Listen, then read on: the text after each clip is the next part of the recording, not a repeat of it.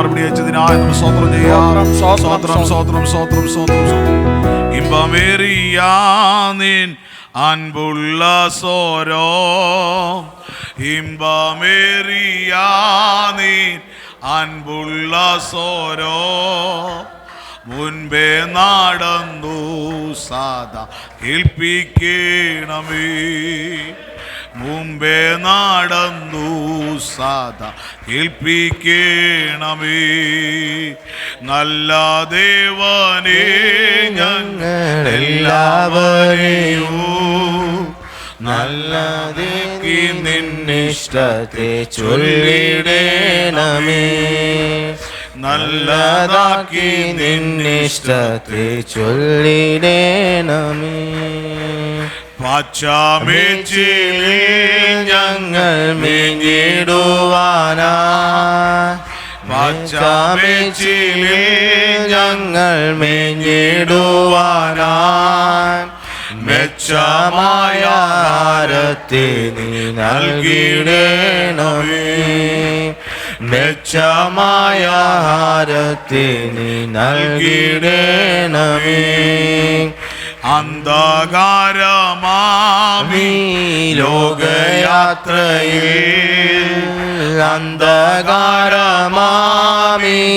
ലോകയാത്രയിൽ ബന്ധുവായിരുന്നു വഴി കാട്ടിടേണമേ, ബന്ധുവായിരുന്നു വഴി കാട്ടിടേണമേ.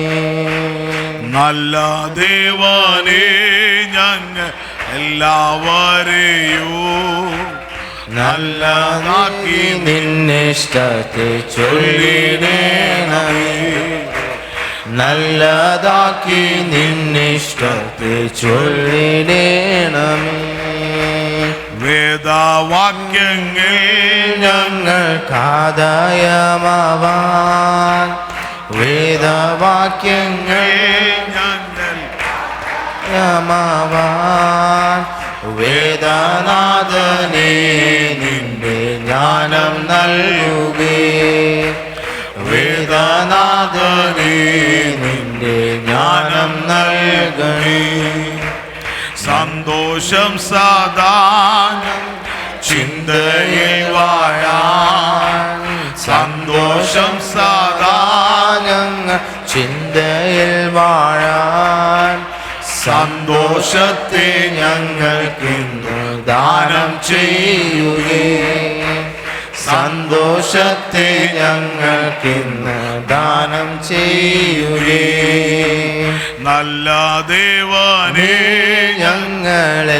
ഞങ്ങളെല്ലാവരെയും നല്ലതാക്കി നിന്നിഷ്ടത്തെ ചൊല്ലിടേണമേ, നല്ലതാക്കി നിന്നിഷ്ടത്തെ ചൊല്ലിടേണമേ, നല്ലതാക്കി നിന്നിഷ്ടത്തെ ചൊല്ലിടേണമേ, നല്ലതാക്കി നിന്നിഷ്ടത്തെ ചൊല്ലിടേണമേ, നല്ലതാക്കി നിന്നിഷ്ടത്തെ ചൊല്ലിടേണമേ, നല്ലതാക്കി നിന്നിഷ്ടത്തെ ചൊല്ലിടേണമേ. ഉടാരാവാരം താരകജ വൈഡകരാധ റീബലവർത്ത വൈഡകരകഥ വിശാരിവരാധാര വൈഡകരകഥ റീമൽക്കമന ഹംദനരാധ രാധി റീമൽക്കമനെ ദേരകരച്ചല വൈഡവരകതല നരവച്ചല വൗഡവരകതല വർത്തന വൗഡവരംദലരാധിക വടകാരകഥ റൂഡാമാന ധീരാചാര വൈശാവാന ദൂരാചാര വൈഡരാവ യതിരാധരാധരാധരാധരാധരാധരാധ വൈശനാവരംദരാധ വൈശനാവരംബവാല വൗഡരാധ അന്തരാധ വൈശരാധ നന്ദരാജ വൈശരാധ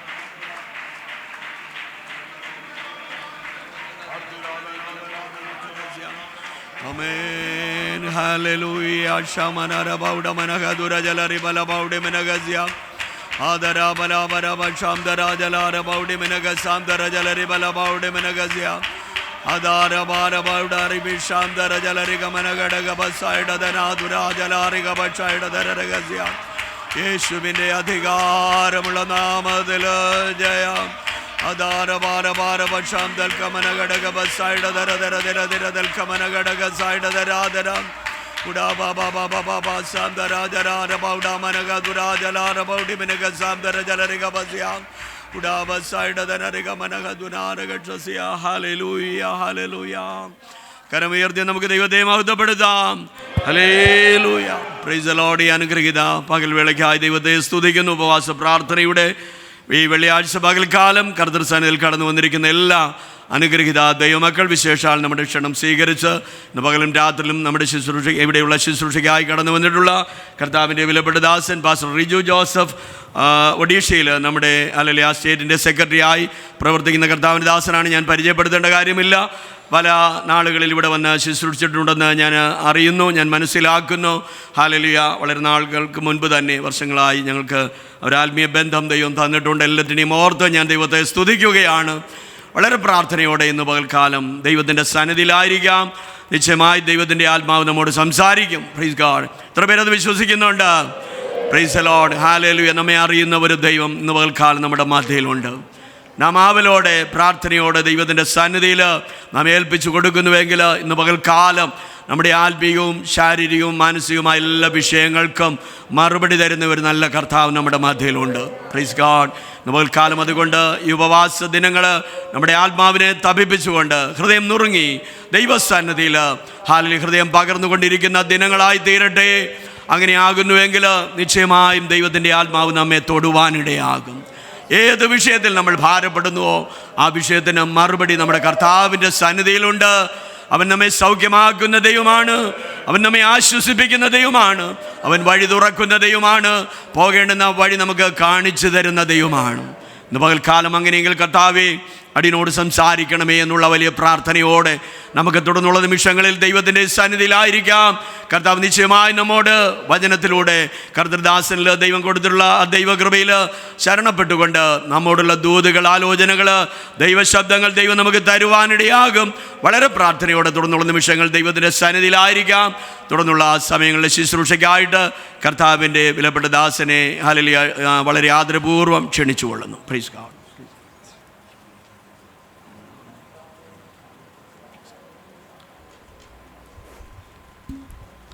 പ്രൈസ് ദി ലോർഡ്. ദൈവത്തിൻ്റെ ഒരു പരിശുദ്ധമുള്ള നാമം ഈ അനുഗ്രഹിക്കപ്പെട്ട നല്ല വെള്ളിയാഴ്ചയുടെ പകലിൽ വാഴ്ത്തപ്പെടുമാറാകട്ടെ. ദൈവസ്നേഹത്താലും ക്രിസ്തയേശുവിലുള്ള കൂട്ടായ്മയിലും ചില നാളുകൾക്ക് ശേഷം വീണ്ടും ഒരു പ്രാവശ്യം കൂടെ ദൈവസഭയിൽ കടന്നു വന്ന് ബഹുമാന്യരായ ദൈവദാസന്മാരോടും സഭയാംകുടുംബങ്ങളോടും ചേർന്ന് കർത്താവിനെ സ്തുതിക്കുവാനും മഹത്വപ്പെടുത്തുവാനും സർവശക്തനായ ദൈവം എൻ്റെ ജീവിതത്തിൽ നൽകിത്തന്ന നല്ല ഭാഗ്യപദവിക്കായി ഞാൻ ദൈവത്തെ സ്തുതിക്കുന്നു, സ്തോത്രം ചെയ്യുന്നു. വിശേഷാൽ ഈ ദൈവസഭയുടെ ആത്മീയ ശുശ്രൂഷകൾക്ക് നേതൃത്വം വഹിപ്പാൻ നിയോഗിതനായിരിക്കുന്ന ഞാൻ വളരെ സ്നേഹിക്കുകയും ബഹുമാനിക്കുകയും ചെയ്യുന്ന അനുഗ്രഹീതനായ കർത്താവിൻ്റെ ദാസൻ, നമ്മുടെ സ്റ്റേറ്റിൻ്റെ സെക്രട്ടറിയായും സേവനമനുഷ്ഠിക്കുന്ന കർത്താവിൻ്റെ ദാസൻ പാസ്റ്റർ ടി എം കോശി അവർകൾ, പ്രിയ കർത്തൃദാസി, ഒപ്പം ഈ അവിടുത്തെ ദൈവസഭയുടെ ശുശ്രൂഷകൾക്ക് കൈത്താങ്ങലായി ദൈവമാക്കി വച്ചിരിക്കുന്ന കർത്താവിൻ്റെ ദാസൻ, എൻ്റെ സ്നേഹിതൻ പാസ്റ്റർ ജോബിൻ ജോസഫ്, തൻ്റെ കുടുംബം, ശേഷം ഇന്ന് ഇവിടെ സന്നിഹിതരായിരിക്കുന്ന ആദരണീയരായ പിതാക്കന്മാർ, മാതാക്കൾ, സഹോദരി സഹോദരന്മാർ, കുഞ്ഞുങ്ങൾ, എല്ലാ ദൈവമക്കൾക്കും നമ്മുടെ കർത്താവിൻ്റെ രക്ഷകനുമായ യേശു ക്രിസ്തുവിൻ്റെ പരിശുദ്ധമായ നാമത്തിൽ എൻ്റെ സ്നേഹവും വന്ദനവും അറിയിക്കുന്നു. ഒരു പ്രാവശ്യം കൂടെ എല്ലാവരെയും കണ്ടതിലും ഒരുമിച്ചൊരു കൂട്ടായ്മ പങ്കിടുന്നതിലും ഞാൻ കർത്താവിൽ ഏറെ സന്തോഷിക്കുന്നു. ദൈവസഭ ഈ തലമുറയിൽ, ഈ കാലഘട്ടത്തിൽ ഏറെ വ്യത്യസ്തമായ കാഴ്ചപ്പാടോടെ തിരുവെഴുത്തിൻ്റെ അടിസ്ഥാനത്തിൽ ഏറെ മുന്നേറേണ്ടുന്ന സമയമാണ് ഞാനും നിങ്ങളുമെല്ലാം ആയിരിക്കുന്നത്. നമ്മുടെ കർത്താവിൻ്റെ വരവ് ഏറ്റവും ആസന്നമായിരിക്കുന്നു. അനിഷ്ട സംഭവങ്ങൾ നമുക്ക് ചുറ്റിലും നടമാടുന്നു. ദൈവജനമെല്ലാം ഉപദ്രവിക്കപ്പെടുന്ന വല്ലാത്ത കാലങ്ങളിലൂടെയാണ് നാം എല്ലാവരും കടന്നു പോകുന്നത്. ഈ പ്രാർത്ഥന നമുക്ക് വിടുതലിന് കാരണമായി തീരട്ടെ. അപ്പോൾ തന്നെ ദൈവഹിതത്തെ ഈ തലമുറയിൽ വെളിപ്പെടുത്തേണ്ടതിന് ദൈവിക പദ്ധതികളെ നിറവേറുമ്പോൾ ഈ രാജ്യത്തിൻ്റെ ഉണർവിന് കാരണമായും നമ്മുടെ പ്രാർത്ഥനകൾ മാറട്ടെ എന്ന് ഞാൻ ആത്മാർത്ഥമായി പ്രാർത്ഥിക്കുന്നു. ഇന്ന് കർത്താവിൻ്റെ ദാസൻ ഓർമ്മിപ്പിച്ചതുപോലെ ദീർഘവർഷങ്ങളുടെ ആത്മീയ ബന്ധം ക്രിസ്തുവിൽ കർത്താവ് നൽകി തന്നിട്ടുണ്ട്. ദൈവദാസൻ മുൻകാലങ്ങളിൽ ശുശ്രൂഷിച്ച ഇടങ്ങളിലൊക്കെയും ദൈവവചനവുമായി പോകുവാൻ അവസരങ്ങൾ നൽകിയിട്ടുണ്ട്. ഇന്ന് കർത്താവിൻ്റെ ദാസൻ മുഖേന ഇവിടെ വീണ്ടും ഒരു പ്രാവശ്യം കൂടെ കടന്നു വരുവാൻ ദൈവ അവസരങ്ങൾ നൽകി. നിങ്ങളെല്ലാവരും എല്ലാ സംസ്ഥാനങ്ങളെ ഓർത്തും എപ്പോഴും പ്രാർത്ഥിക്കുന്നുണ്ട് എന്ന് നന്നായി അറിയാം. എങ്കിലും ഒഡീഷയിലെ പ്രവർത്തനങ്ങളെ ഓർത്തും ആത്മാർത്ഥമായി പ്രാർത്ഥിക്കുമല്ലോ. നമുക്ക് 27ഓളം പ്രാദേശിക സഭകൾ അവിടെയുണ്ട്. അമേൻ. ഒപ്പം നിരവധി ഔട്ട് സ്റ്റേഷൻ വർക്കുകളുമൊക്കെയായി നമ്മുടെ സഭകൾ അനുഗ്രഹിക്കപ്പെട്ട നിലയിൽ പോകുന്നു. എന്നാൽ ഈ കഴിഞ്ഞ ചുരുക്കം ചില മാസങ്ങളായി ഏറെ പ്രതികൂലങ്ങളിലൂടെ ഞങ്ങൾ താമസിക്കുന്ന സ്ഥലങ്ങളും ചുറ്റുപാടുകളൊക്കെ കടന്നുപോയിക്കൊണ്ടിരിക്കുകയാണ്. പണമുണ്ടെങ്കിൽ സംഘടന വലുതാക്കാം, ആളെ കൂട്ടാം, മാനുഷികമായ ഒരു നമ്മുടെ സ്ട്രെങ്ത് നമുക്ക് കാണിക്കാം. പക്ഷേ ദൈവത്തിൻ്റെ പ്രവൃത്തി വെളിപ്പെടണമെങ്കിൽ പ്രാർത്ഥന അനിവാര്യമാണ്. പ്രാർത്ഥിക്കുന്ന വലിയൊരു സമൂഹം ആമേൻ ഞങ്ങൾക്ക് പിന്നിൽ ഉണ്ടാകുന്നത് ഞങ്ങളുടെ ബലമാണ്. ഹല്ലേലൂയ, സ്തോത്രം. നിങ്ങൾ ഓർക്കുമ്പോൾ ഒഡീഷയിലെ പ്രവർത്തനങ്ങളെയും ഓർത്ത് പ്രാർത്ഥിക്കുമല്ലോ. സ്തോത്രം. ഒരു പ്രതികൂലവും ഇല്ലാത്തൊരു ഡിസ്ട്രിക്റ്റുണ്ട്, ഒരു പ്രതികൂലവും ഇല്ലാത്തൊരു ഡിസ്ട്രിക്റ്റുണ്ട്. അവിടെ ഒരു പരിപാടിയും നടക്കുന്നില്ല. ആമേൻ. വെള്ളിയും ശനിയും ഞായറും അവർ ആക്റ്റീവാണ്. ആമേൻ. അവർ പറയും ഉപവാസ പ്രാർത്ഥന ക്രമത്തിന് നടക്കുന്നു, സഭായോഗം ക്രമത്തിന് നടക്കുന്നു. പക്ഷേ പീഡനങ്ങളിലൂടെ കടന്നു പോകുന്ന സ്ഥലങ്ങളിൽ വലിയ ദൈവപ്രവൃത്തി നടന്നുകൊണ്ടിരിക്കുന്നു. നിങ്ങൾ ഞങ്ങളെ ഓർത്ത് പ്രാർത്ഥിക്കുമല്ലോ. സ്തോത്രം. വിജനമായ വഴികളിലൂടെയും കരടി ഇറങ്ങുന്ന വഴികളിലൂടെയൊക്കെ യാത്ര ചെയ്താണ് ഞങ്ങൾ കർത്താവിൻ്റെ വേല ചെയ്യുന്നത്. ദീർഘദൂര യാത്ര ചെയ്യുമ്പോൾ ഉറക്കം വരുമ്പോൾ ബാഗിൽ കൈലി കാണും. ആ കൈലി വിരിച്ച് മരത്തിൻ്റെ ചുവട്ടിൽ കിടന്നുറങ്ങും. ഞാൻ ഉറങ്ങുമ്പോൾ വൈഫ് കാവലിരിക്കും, വൈഫ് ഉറങ്ങുമ്പോൾ ഞാൻ കാവലിരിക്കും. അങ്ങനെയൊക്കെയാണ് യാത്ര ചെയ്ത് കർത്താവിൻ്റെ വേല ചെയ്യുന്നത്. അമ്മേൻ. അവിടുത്തെ പ്രവർത്തനങ്ങളെ നിസ്സാരമായി കാണരുത്. നോർത്ത് ഇന്ത്യക്ക് ആവശ്യം ദൈവജനത്തിൻ്റെ സിമ്പതിയല്ല, ആത്മഭാരമുള്ള പ്രാർത്ഥനയാണ്. അമേൻ. പണമുള്ളവന് പണമില്ലാത്തവനോട് തോന്നുന്നൊരു സിമ്പതി ഉണ്ടല്ലോ, സിമ്പതി നമ്മുടെയാണ്. പക്ഷേ സിമ്പതിയല്ല വേണ്ടുന്നത്. ആമേൻ. ആത്മഭാരമുള്ള കൈത്താങ്ങലുകളും പ്രാർത്ഥനകളെയും ഞാൻ വീണ്ടും ക്ഷണിക്കുകയാണ്. എല്ലാവരും ദൈവം അനുഗ്രഹിക്കട്ടെ. കർത്താവിൻ്റെ ദാസൻ ജോബിൻ പാസ്റ്ററേയും ഓർത്ത് സ്തോത്രം ചെയ്യുന്നു. ദീർഘനാളുകളായിട്ടുള്ള ആത്മീയ സാഹോദര്യ ബന്ധം കർത്താവ് നൽകി തന്നിട്ടുണ്ട്. ഒരുമിച്ച് നൽകിയ നല്ല കൂട്ടായ്മയ്ക്കായി ഞാൻ ദൈവത്തെ സ്തുതിക്കുന്നു. ഞാൻ ഈ കഴിഞ്ഞ ദിവസങ്ങളിൽ കർത്താവ് എന്നോട് സംസാരിച്ച ഗൗരവമേറിയ ഒരു ചിന്താഭാഗം വലിയൊരു പ്രസംഗമായി വിവിധ പോയിൻ്റുകളൊക്കെയായി അത് രൂപപ്പെട്ടിട്ടില്ല. കഴിഞ്ഞ ചില ദിവസങ്ങൾ മാത്രമായി കർത്താവ് എന്നെ സന്ദർശിക്കുകയും പഠിപ്പിക്കുകയും ഒക്കെ ചെയ്തുകൊണ്ടിരിക്കുന്ന ഒരു ഭാഗം നമ്മൾ ഒരുമിച്ച് ധ്യാനിക്കാം. പ്രാർത്ഥനയോടെ ദൈവവചനത്തിലേക്ക് കടന്നു വരാം. ഫിലിപ്പി ലേഖനം 4-ാം അധ്യായം, ഫിലിപ്പി ലേഖനം 4-ാം അധ്യായം അതിൻ്റെ 6-ാമത്തെ വാക്യം നമുക്കെല്ലാവർക്കും സുപരിചിതമായ ഭാഗമാണ്. വായിച്ചു കേൾക്കാം. ഒന്നിനെക്കുറിച്ചും വിചാരപ്പെടരുത്, എല്ലാറ്റിലും പ്രാർത്ഥനയാലും അപേക്ഷയാലും നിങ്ങളുടെ ആവശ്യങ്ങൾ സ്തോത്രത്തോടുകൂടെ ദൈവത്തോട് അറിയിക്കുകയത്രേ വേണ്ടത്. അപ്പോസ്തലനായ പൗലോസ് കാരാഗൃഹത്തിൽ കിടന്നുകൊണ്ട് ദൈവജനത്തെ, ദൈവസഭയെ ക്രിസ്തുവിൽ ധൈര്യപ്പെടുത്തുന്ന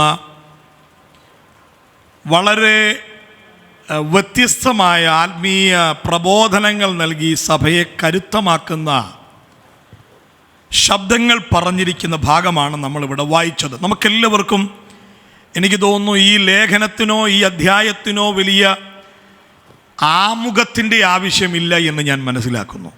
സ്തോത്രം. വലിയ ദീർഘമായ ഒരാമുഖത്തിൻ്റെ ആവശ്യമില്ല.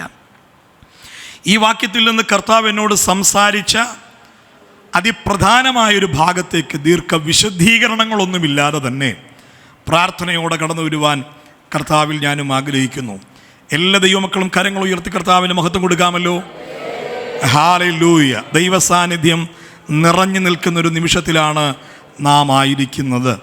പ്രാർത്ഥനയോടെ കർത്താവെ, അങ്ങ് ഞങ്ങളോട് സംസാരിക്കണമേ എന്നുള്ള, ഞങ്ങളെ പണിയണമേ എന്നുള്ള ആത്മാർത്ഥതയുള്ള പ്രാർത്ഥനയോടെ നമുക്കൊരുമിച്ച് ദൈവവചനത്തിലേക്ക് കടന്നു വരാം. നമുക്കറിയാം, സാഹചര്യത്തിന് വിപരീതമായി പൗലോസ് താൻ അനുഭവിക്കുന്ന കഷ്ടങ്ങളുടെയും വേദനകളുടെയും ബന്ധനങ്ങളുടെയും നടുവിലിരുന്നു കൊണ്ട് ജനത്തെ ധൈര്യപ്പെടുത്തുന്ന, ജനത്തിൻ്റെ ആകുലതകൾ മാറ്റുന്ന ദൈവശബ്ദം പങ്കുവയ്ക്കുകയാണ്. സ്തോത്രം. 2-ാം അധ്യായമൊക്കെ പഠിക്കുമ്പോൾ പൗലോസ് പറയുന്നുണ്ട്, സഹോദരന്മാരെ, എനിക്ക് ഭവിച്ചത് സുവിശേഷത്തിൻ്റെ അഭിവൃദ്ധിക്ക് കാരണമായി എന്ന് 1-ാം അധ്യായത്തിൽ ആമേൻ വളരെ വ്യക്തമായി അപ്പോസ്തലനായ പൗലോസ് 12. സഹോദരന്മാരെ, എനിക്ക് ഭവിച്ചത് സുവിശേഷത്തിന്റെ അഭിവൃദ്ധിക്ക് കാരണമായി തീർന്നു എന്ന് നിങ്ങൾ അറിവാൻ ഞാൻ ഇച്ഛിക്കുന്നു. ഇവിടെ അപ്പോസ്തലനായ പൗലോസ് താൻ ബന്ധനത്തിലായിരിക്കുമ്പോൾ, താൻ കഷ്ടങ്ങളിൽ അകപ്പെട്ടിരിക്കുമ്പോൾ, കേവലം കാരാഗ്രഹം മാത്രമല്ല, താൻ കടന്നുപോയ വിവിധങ്ങളായ പ്രതിസന്ധികളുടെ നടുവിലിരുന്ന് ആ പ്രതിസന്ധികൾ തന്നിലും തൻ്റെ ജനത്തിലും വരുത്തിയ പ്രവൃത്തിയെ, മാറ്റത്തെ ഇവിടെ ചൂണ്ടിക്കാണിക്കുകയാണ്. എന്താ പറഞ്ഞത്? സഹോദരന്മാരെ, എനിക്ക് ഭവിച്ചത് കാരണം നിങ്ങളാരും വിഷമിക്കരുത്, നിങ്ങളുടെ ഹൃദയം ഉടയരുതെന്നല്ല, ഇതെല്ലാം ഭവിച്ചത് എനിക്കാണ്. ജഡപ്രകാരമുള്ള കഷ്ടങ്ങൾ, പീഡനങ്ങൾ, പ്രതിസന്ധികൾ ഞാൻ അനുഭവിക്കുമ്പോഴും അത് വരുത്തിയ ഫലം എന്താണ്? ചങ്ങല എൻ്റെ ശരീരത്തിലാണെങ്കിലും അത് സുവിശേഷത്തിൻ്റെ അഭിവൃദ്ധിക്ക് കാരണമാകുകയാണ്. സ്തോത്രം.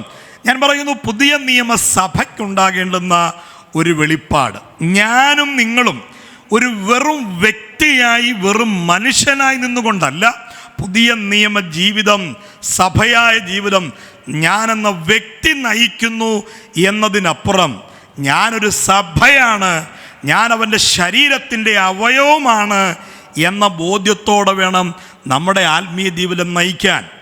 അതുപോലെ തന്നെ നാം നേരിടുന്ന പ്രശ്നങ്ങളിൽ, നാം നേരിടുന്ന കഷ്ടങ്ങളിൽ, നാം കടന്നു പോകുന്ന പ്രതിസന്ധികളെക്കുറിച്ച് ഒരു ആത്മീയ വീക്ഷണം നമുക്കുണ്ടായിരിക്കണം.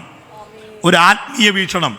എനിക്കിത് വന്നുപോയി, എൻ്റെ വിടുതലിന് വേണ്ടി എല്ലാവരും പ്രാർത്ഥിക്കാനല്ല, അവിടെ നിന്നുകൊണ്ട് താൻ വെളിപ്പാടോടെ പറയുകയാണ്, ഭവിച്ചത് എനിക്കാണെങ്കിലും അത് മറുതരത്തിൽ വരുത്തിയ എഫക്റ്റ് സുവിശേഷത്തിൻ്റെ അഭിവൃദ്ധി നടന്നുകൊണ്ടിരിക്കുകയാണ്. സ്തോത്രം. നമ്മളാണെങ്കിൽ പറയും, പാസ്റ്റർ ആദ്യം പാസ്റ്ററെ രക്ഷിക്കുക, പാസ്റ്റർക്കോ സൗഖ്യമില്ല, പിന്നെ പാസ്റ്റർ എന്തിനാ ഞങ്ങൾക്ക് വേണ്ടി പ്രാർത്ഥിക്കുന്നേ, അല്ലേ? നമുക്ക് തോന്നും എനിക്കോ വിടുതലില്ല, പിന്നെ ഞാനെങ്ങനെയാ മറ്റുള്ളവർക്ക് വേണ്ടി ദൂത് പറയുന്നേ. ഒരുപാട് വെളിപ്പാട് പറഞ്ഞ, ഒരുപാട് ദർശനങ്ങൾ പറഞ്ഞ, ഒരുപാട് പേരോട് പ്രവചിച്ച പലരും അല്പം ചെറിയ പ്രതിസന്ധികളിലൂടെ പോയിട്ട് തളർന്നു പോയ കാഴ്ചകൾ നമുക്ക് ചുറ്റുപാടുമുണ്ട്, അല്ലേ? എനിക്കോ സൗഖ്യമില്ല, പിന്നെ ഞാനെങ്ങനെ മറ്റുള്ളവർക്ക് വേണ്ടി പ്രാർത്ഥിക്കുന്നത്?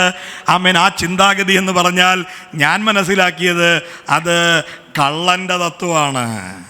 അത് ക്രൂശിലെ കള്ളൻ്റെ തത്വമാണ്. ആ ക്രൂശിൽ കർത്താവിനോട് കൂടെ കിടന്നൊരു മനുഷ്യൻ താൻ പറഞ്ഞ വാചകം എന്താണ്? ആമേൻ, നീ ദൈവപുത്രനാണെങ്കിൽ ആദ്യം നീ നിന്നെ തന്നെ രക്ഷിക്ക്, പിന്നെ ഞങ്ങളെയും കൂടെ രക്ഷിക്ക്. ആ ഒരു തത്വം മറ്റൊരു വേഷത്തിൽ പിശാച് നമ്മുടെ ഇടയ്ക്ക്, നമ്മുടെ മനോഭാവങ്ങളിൽ കുത്തി നിറയ്ക്കുമ്പോൾ, ഇന്ന് പകൽ ഞാൻ ദൈവമക്കളോട് പറയുന്നു, നമ്മൾ കടന്നു പോകുന്ന സുഖ ദുഃഖ സമ്മിശ്ര അനുഭവങ്ങളിൽ ഒരു ദൈവവീക്ഷണം ഉണ്ടായിരിക്കണം. പുതിയ നിയമത്തിൻ്റെ വെളിപ്പാട് കേവലം പ്രഭാഷകരിൽ മാത്രമല്ല, കുഞ്ഞുകുട്ടി ആബാലവൃദ്ധം ദൈവവചനത്തിൻ്റെ വെളിപ്പാടിലേക്ക് എത്തണം. വചനമെല്ലാവർക്കും ഇഷ്ടമാണ്, പ്രസംഗിക്കാൻ ഇഷ്ടമാണ്, കേൾക്കാൻ ഇഷ്ടമാണ്, പക്ഷെ വെളിപ്പാടിലേക്ക് എത്തുന്നതാണ് നമ്മുടെ ആത്മീയ ജീവിതത്തിൻ്റെ വിജയം. ഹല്ലേലൂയ. എല്ലാവരും കണ്ണു തുറന്ന് തന്നെ ഒന്ന് ശ്രദ്ധിച്ചാട്ടെ. ഹല്ലേലൂയ. ഞാൻ എപ്പോഴും പറയാറുണ്ട്, ഉറങ്ങാനാണെങ്കിൽ നമുക്ക് ഒരുമിച്ച് ഉറങ്ങാം. നമ്മൾ ഉറങ്ങാൻ വന്നതല്ലോ, കണ്ണു തുറന്ന് തന്നെ ശ്രദ്ധിക്കണം. നമ്മൾ ഒരുമിച്ച് ശുശ്രൂഷിക്കുകയാണല്ലോ. ആമേൻ. ചിലർ ദൈവവചനത്തിന് മുമ്പിൽ കണ്ണടയ്ക്കും, മകനെ മകളെ എന്ന് വിളിച്ച് ലാസ്റ്റ് ആ ദൂത് പറയുമ്പോൾ കണ്ണ് തുറക്കും, പിന്നെ കരയും, ആകെ ബഹളമാകും. ഇവിടെ കൈ വെക്കുമ്പോൾ അവിടെ ഇരിക്കുന്ന ആൾ കരയും, കാരണം അടുത്ത ദൂത് എനിക്ക് വേണമെന്നുള്ള നമുക്കുള്ള ക്ഷണക്കത്താണ് ആ കരച്ചിൽ. സ്തോത്രം. അതെല്ലാം ഒന്ന് മാറ്റി വെച്ചിട്ട് അമ്മേ, ഞാൻ പൊതുവേ പറഞ്ഞതാണ്, അമ്മേൻ ദൈവവചനം പറയുമ്പോൾ അമ്മേൻ കണ്ണടയ്ക്ക്. നിങ്ങൾ ദൈവവചനം കേൾക്കാൻ വളരെ ഉത്സാഹമുള്ളവരാണ്, ഞാനത് മനസ്സിലാക്കുന്നു. എങ്കിലും ആ കണ്ണൊക്കെ തുറന്ന് തന്നെ നോക്കുന്നത് നന്നായിരിക്കും. ഹല്ലേലൂയ. ചേർന്ന രാമൻ പറഞ്ഞാട്ടെ. നമ്മൾ ഈ സൂം മീറ്റിംഗ് ഒക്കെ നടത്തുമ്പോഴറിയാം, ദൈവവചനം പ്രസംഗിച്ചുകൊണ്ടിരിക്കുമ്പോൾ എത്ര പറഞ്ഞാലും വീഡിയോ ഓണാക്കുകയില്ല. അവസാനം വന്ന പ്രസംഗം ദൂത് പറയാൻ തുടങ്ങുമ്പോൾ പതിയെ വീഡിയോ അങ്ങ് ഓണാക്കി തെളിഞ്ഞു വരും. സ്തോത്രം. ഹല്ലേലൂയ. നമ്മുടെ ആത്മീയ ജീവിതത്തിൽ പ്രവചനം അതൊരു സപ്പോർട്ടീവായിട്ടുള്ള ഒരു മേഖലയാണ്. അതിപ്രധാനമായത് ദൈവത്തിൻ്റെ വചനമാണ്. സ്തോത്രം. ആത്മീയ ജീവിതത്തിൽ, എൻ്റെ ആത്മീയ ജീവിതത്തിൽ എപ്പോഴും പ്രവചനം എന്ന കൃപാവരങ്ങൾക്ക് 2ാം സ്ഥാനമാണ്. മുഖ്യസ്ഥാനം ദൈവത്തിൻ്റെ വചനമാണ്. ഞാൻ രോഗിയായി കിടക്കുമ്പോഴും കഷ്ടപ്പെടുമ്പോഴും പ്രയാസപ്പെടുമ്പോഴും അല്പം മനം തകരുമ്പോഴും എൻ്റെ ജീവിതത്തിലെ എല്ലാ വഴിത്തിരിവുകളിലും തിരുവെഴുത്താണ് എന്നെ സംസാരിച്ചത്. അതിനൊന്നുകൂടെ ധൈര്യപ്പെടുത്തിക്കൊണ്ട് ദർശനങ്ങളും പ്രവചനങ്ങളുമൊക്കെ ദൈവം അതിൻ്റെ പിന്നാലെ നൽകി തന്നിട്ടുണ്ട്. സ്തോത്രം. മുഖ്യമായത് ദൈവത്തിൻ്റെ വചനം തന്നെയാണ്. ഹല്ലേലൂയ. ദൈവവചനത്തിലേക്ക് നമ്മുടെ കണ്ണുകളെ ഉയർത്താം, ഹൃദയങ്ങളെ ഏകാഗ്രമാക്കാം. നമ്മൾ വായിച്ച വാക്യത്തിലേക്ക് വരാം. അപ്പോൾ പൗലോസ് അപ്പോസ്തലൻ കിടക്കുന്ന കാരാഗൃഹത്തിൻ്റെ ഉള്ളറയിൽ നിന്നുകൊണ്ട് താൻ വിചാരപ്പെടേണ്ട ഇടമാണ്, താൻ വേദനപ്പെടേണ്ട ഇടമാണ്. പക്ഷേ അവിടെ നിന്നുകൊണ്ട് ദൈവജനത്തോട് പറയുന്നു, ഒന്നിനെക്കുറിച്ചും വിചാരപ്പെടരുത്. ഞാൻ ഇതിൻ്റെ ഓരോ വാചകങ്ങളെ അടർത്തിയെടുത്ത് വിശദീകരിക്കാൻ ആഗ്രഹിക്കുന്നില്ല. നിങ്ങൾ ആ വാക്യത്തിലേക്ക് നോക്കൂ. ഈ വാക്യം ഒരാത്മീയന്റെ പ്രാർത്ഥനയുടെ മാതൃകയാണ്. ഞാനതാണ് ഇന്ന് പകൽ നിങ്ങളുമായി സംസാരിക്കാൻ ആഗ്രഹിക്കുന്നത്. നമ്മളുടെ പ്രാർത്ഥന ഏതുവിധമായിരിക്കണം?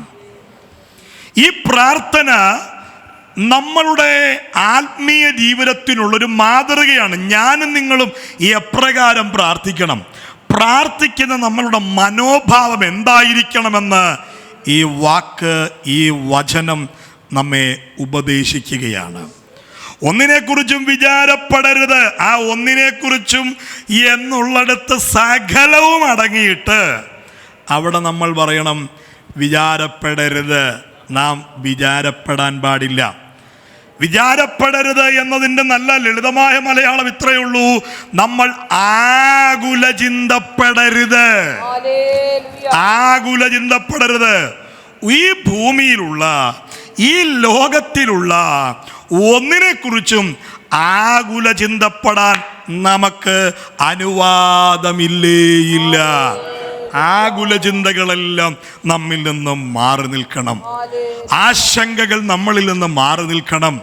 പ്രയാസങ്ങൾ നമ്മളിൽ നിന്ന് മാറി നിൽക്കണം. സ്വാഭാവികമായ വേദനകൾ ഉണ്ടാകാം, അല്ലേ?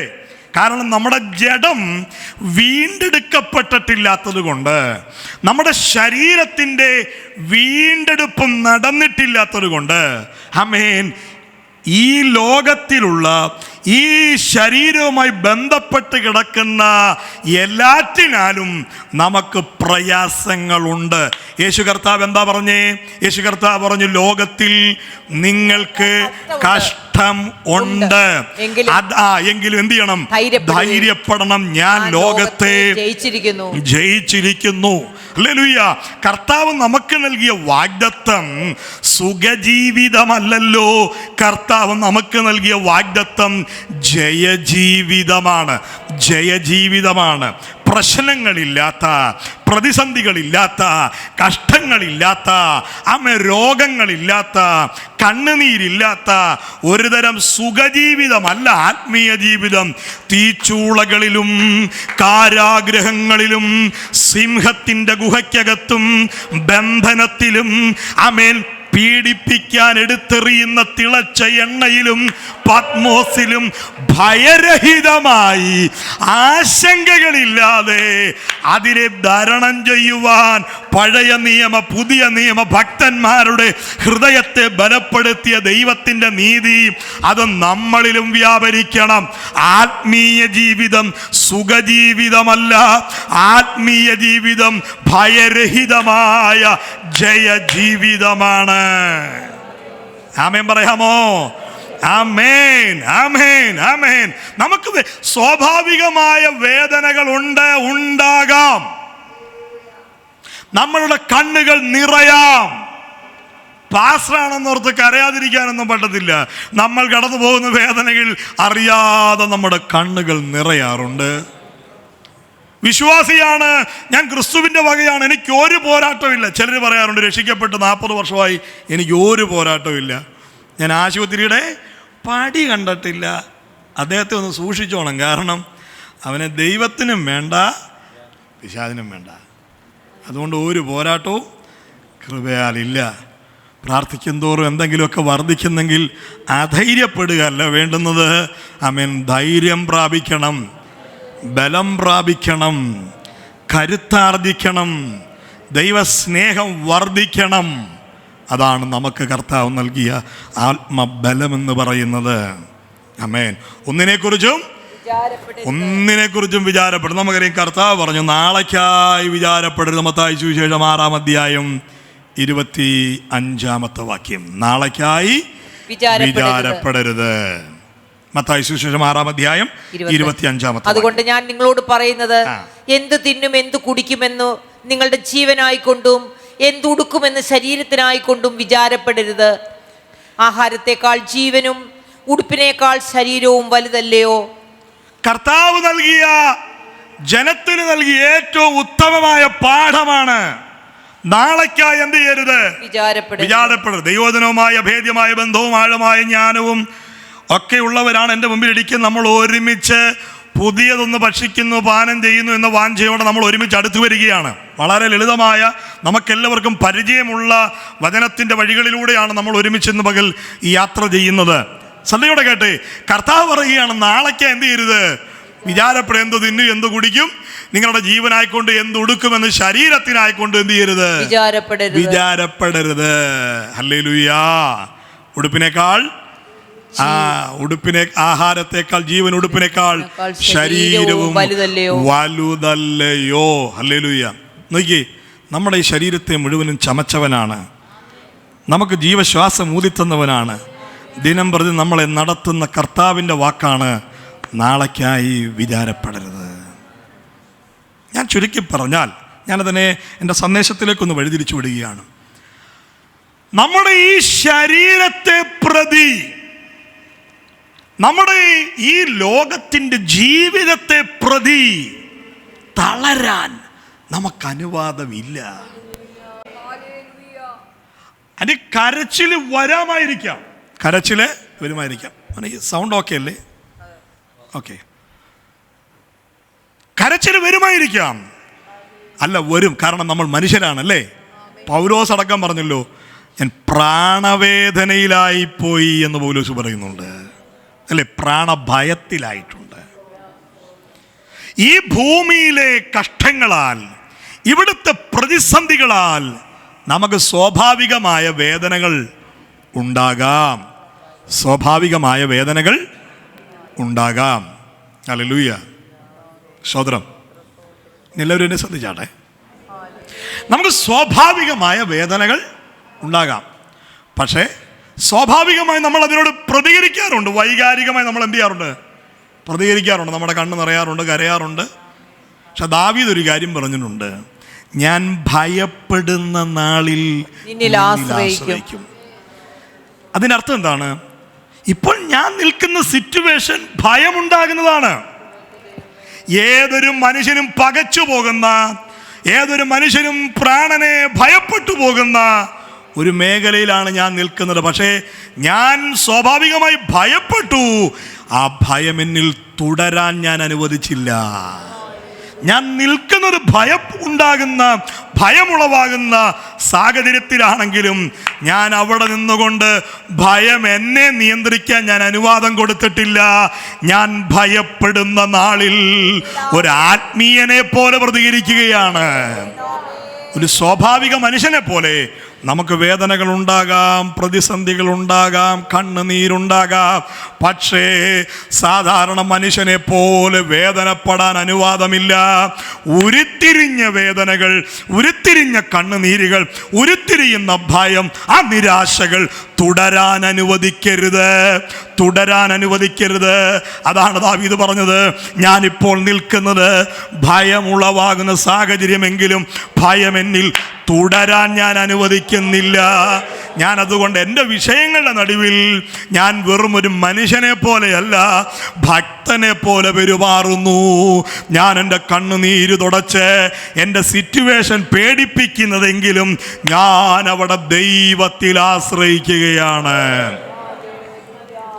ദൈവദാസന്മാരെ, ദൈവജനമേ, ജഡപ്രകാരമുള്ള കഷ്ടങ്ങളിൽ നമ്മൾ തളരരുത്. നമ്മുടെ ആത്മീയ ജീവിതം നയിക്കപ്പെടുന്നത് ഈ ജഡത്തിൻ്റെ സുഖം വിലയിരുത്തിക്കൊണ്ടാകരുത്. ആത്മാവിൻ്റെ ആ ബലത്തിലായിരിക്കണം ഞാനും നിങ്ങളും വളർന്നു വരേണ്ടുന്നത്. എഫേസ്യ ലേഖനത്തിൽ പറയുന്നുണ്ട്, 3-ാം അധ്യായം 6-ാമത്തെ വാക്യത്തിൽ, നിങ്ങൾ നിങ്ങളുടെ അകത്തെ അവൻ്റെ ആത്മാവിനാൽ വായിച്ചാട്ടാൽ 3:16 അവൻ തന്റെ മഹത്വത്തിന്റെ തനത്തിനൊത്തവണ്ണം അവന്റെ ആത്മാവിനാൽ നിങ്ങൾ അകത്തെ മനുഷ്യനെ സംബന്ധിച്ച് ശക്തിയോടെ ബലപ്പെടേണ്ടതിനും ക്രിസ്തു വിശ്വാസത്താൽ നിങ്ങളുടെ ഹൃദയങ്ങളിൽ വസിക്കേണ്ടതിനും വരം നൽകണമെന്നും. മതി. നമുക്ക് ആ ഒരു വാക്യത്തിൽ നമ്മൾ 16 തുടങ്ങിയാലും അത് ഇങ്ങനെ 19, 20 വരെയൊക്കെ അങ്ങ് മുമ്പോട്ട് അങ്ങനെ ഫുൾ സ്റ്റോപ്പ് ഇല്ലാത്തൊരു വാക്യമാണ്. അത് വലിയൊരു പ്രാർത്ഥനയാണ്. അപ്പോസ്തലനായ പൗലോസിന്റെ ശ്രദ്ധേയമായ പ്രാർത്ഥനയാണ്. എന്ത്? നിങ്ങൾ നിങ്ങളുടെ അകത്തെ മനുഷ്യനെ സംബന്ധിച്ച് ശക്തിയോടെ ബലപ്പെടണം. ഞാൻ നമുക്ക് തിരിച്ചു ചിന്തിക്കാം. ആത്മീയ ലോകം അല്ലെങ്കിൽ ഇന്നത്തെ ലോകം, ഇന്നത്തെ സമൂഹം മുഴുവനും പുറത്തെ മനുഷ്യൻ്റെ സുഖ സൗകര്യങ്ങളിൽ നിന്നാണ് വിജയകരമായ ആത്മീയ ജീവിതം വിലയിരുത്തുന്നത്. ശരിയല്ലേ? സ്വത്രം പെട്ടെന്ന് മറുപടി കിട്ടിയാൽ ഭയങ്കര ആനന്ദമാണ്.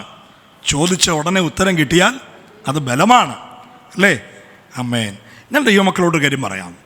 നമ്മുടെ പൗലോസ് പറയുന്നുണ്ട്, പുറമേ ഉള്ളവൻ ക്ഷയിച്ചാലും ആഗമേയുള്ളവൻ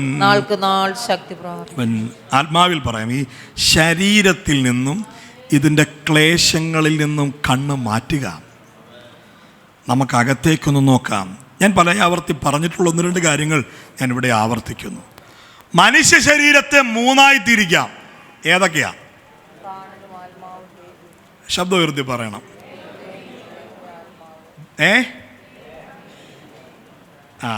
സ്വത്രം. ആദ്യം ഒരാളൊരു വാക്ക് പറഞ്ഞു, അതാണ് കറക്റ്റ്. ഇവിടെ ഭൂരിഭാഗം പറഞ്ഞതും നമ്മുടെ ഒരു തത്വമാണ്, നമ്മുടെ ഒരു സാധാരണ മനുഷ്യൻ്റെ കാഴ്ചപ്പാടാണ്.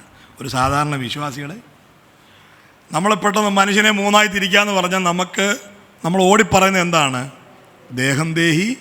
നമുക്കങ്ങനെ പാട്ട് വരെ ഉണ്ടല്ലോ, ദേഹം ദേഹി ആത്മാവിൽ സമാധാനം. നമുക്ക് ദേഹത്തിൽ സമാധാനം കിട്ടിയാൽ മതി. നമ്മുടെ ക്രമത്തിൽ ആത്മാവ് ലാസ്റ്റാച്ചാ. ദേഹം ദേഹി പാട്ടിലാണേലും പ്രസംഗത്തിലാണേലും പ്രവചനത്തിലാണേലും ആത്മാവ് ലാസ്റ്റാ, ദേഹമാ മുന്നേ. പക്ഷെ ബൈബിളിൻ്റെ ക്രമം നേരെ തിരിച്ചാ. ബൈബിളിൻ്റെ ക്രമം തിരിച്ചല്ല, നമ്മുടെ തിരിച്ചാണ്. ബൈബിൾ നേരെയാണ്. ബൈബിൾ പറയുന്നത് അവൻ്റെ ആത്മാവും പ്രാണനും ദേഹവും എന്നാണ്. ബൈബിളിൻ്റെ ഓർഡർ ആത്മാവിന് 1-ാം സ്ഥാനം, ദേഹത്തിന് ഒടുവിലത്തെ സ്ഥാനം. നമ്മുടെ ക്രമം ദേഹത്തിന് 1-ാം സ്ഥാനം, ആത്മാവിന് ലാസ്റ്റ് സ്ഥാനം. ഇതിനൊരു സൂത്രവാക്യമാക്കാമോ? ആമേൻ. ആ ദേഹം ദേഹി ആത്മാവിനെ നമ്മുടെ ആത്മീയ ശുശ്രൂഷകളുടെ പാട്ടിൻ്റെയൊക്കെ ഒരു സൂത്രവാക്യമാക്കി ഒന്ന് നോക്കിയാൽ ഇന്നത്തെ പ്രവചനമെല്ലാം ദേഹം ദേഹി ആത്മാവാ, അല്ലേ? എന്നോടൊപ്പം ഉണ്ടോ? ഞാൻ പ്രവചനങ്ങൾക്ക് ഞാനും പ്രവാചകനാണ്. ബൈബിളിൽ എഴുതപ്പെട്ടിരിക്കുന്ന, ബൈബിളിൽ രേഖപ്പെടുത്തിയിരിക്കുന്ന സകല ചരിത്രങ്ങളും, അത്ഭുതങ്ങളാകട്ടെ, അടയാളങ്ങളാകട്ടെ, പ്രവചനങ്ങളാകട്ടെ, ബൈബിള് ക്രമീകരിച്ചിരിക്കുന്നത് ആത്മാവ് പ്രാണൻ ദേഹം എന്ന ക്രമത്തിലാണ്. ബൈബിളിലെ ദൂതുകൾ ക്രമീകരിച്ചിരിക്കുന്നത് ആത്മാവ് പ്രാണൻ ദേഹം എന്ന ക്രമത്തിലാണ്. ബൈബിളിലെ പാട്ടുകൾ ആത്മാവ് പ്രാണൻ ദേഹമാണ്. ബൈബിളിലെ പ്രവചനങ്ങൾ ആത്മാവ് പ്രാണൻ ദേഹമാണ്. നമ്മുടെ പാട്ടുകൾ ദേഹം ദേഹി ആത്മാവ്. നമുക്ക് ദേഹമാണ് മുന്നേ. നമ്മുടെ പ്രവചനം, സ്വർഗത്തെക്കുറിച്ച് പറഞ്ഞില്ലെങ്കിലും തലവേദനയെക്കുറിച്ച് പറഞ്ഞാൽ നമ്മൾ ഹാപ്പിയാണ്. നമ്മുടെ ആത്മമനുഷ്യനെ കുറിച്ച് പറഞ്ഞില്ലെങ്കിലും മുഴ കറക്റ്റായിട്ട് പറഞ്ഞാൽ പിന്നെ തന്നെയല്ല, നമുക്ക് കറക്റ്റ് കേട്ടാൽ മതി. ആര് പറയുന്നു എന്ന് നമുക്ക് ഇഷ്ടമല്ല, സംഗതി ഒത്താ മതി. ആ പുള്ളി പറയുന്നത് ദൈവസഭ തിരിച്ചറിയണം, ദൈവസഭ വിവേചനമുള്ളവരായിരിക്കണം. എല്ലാ ദൂതും ഒന്നും പരിശുദ്ധാത്മാവിൽ നിന്ന് വരുന്നതല്ല. കറക്റ്റ് പറയുമ്പോൾ, ആമേൻ, കൃത്യത പറയുമ്പോൾ. നമ്മുടെ വീട്ടിൽ പ്ലാസ്റ്റിക് കസേര ഉണ്ടെന്ന് അവിടെ ഒരു 3 പ്ലാസ്റ്റിക് കസേര ഞാൻ കാണുന്നു പറയും. എന്തിനാ കരയുന്നേ? അത് എന്തുകൊണ്ട്? നിങ്ങളുടെ വീട് വഴിയുടെ ഇടത്തുവശത്താന്ന് പറയുമ്പോൾ എന്തിനാ നിലവിളിക്കുന്നേ? കസേര കറക്റ്റാണ്, വഴി കറക്റ്റാണ്, അലമാരി കറക്റ്റാണ്. പിന്നെ അങ്ങോട്ട് വരുമ്പോൾ ചിലത് വെളിപ്പെടുന്നു, ചിലത് പ്രാപിക്കുന്നു. അതെന്താ കറക്റ്റ് അല്ലാതായി പോന്നേ? ദൈവമക്കളെ, നമ്മൾക്ക് ദൂതുകൾ, നമ്മൾ പിന്നാലെ പോകേണ്ട. ദൈവം അരുളി ചെയ്യുന്നതെല്ലാം നമ്മുടെ മുമ്പിൽ എത്തിച്ചേരും.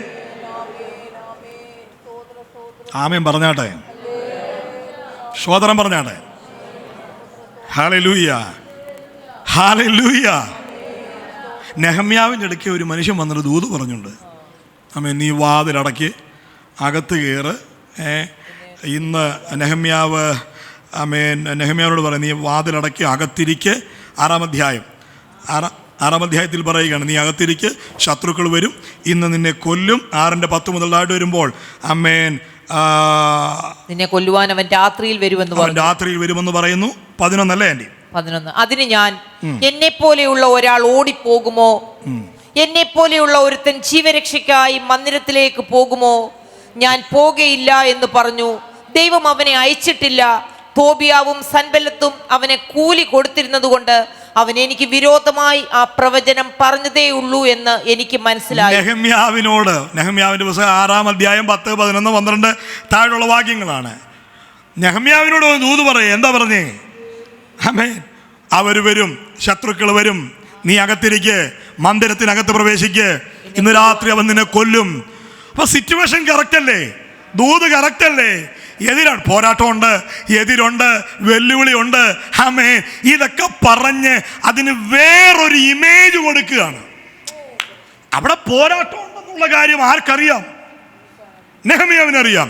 ശത്രുവിന്റെ നേരിട്ടുള്ള ആയുധങ്ങളെ വകവയ്ക്കാതെ, ശത്രുവിന്റെ നേരിട്ടുള്ള നീക്കങ്ങളെ വകവയ്ക്കാതെ ഇതുവരെ എത്തി.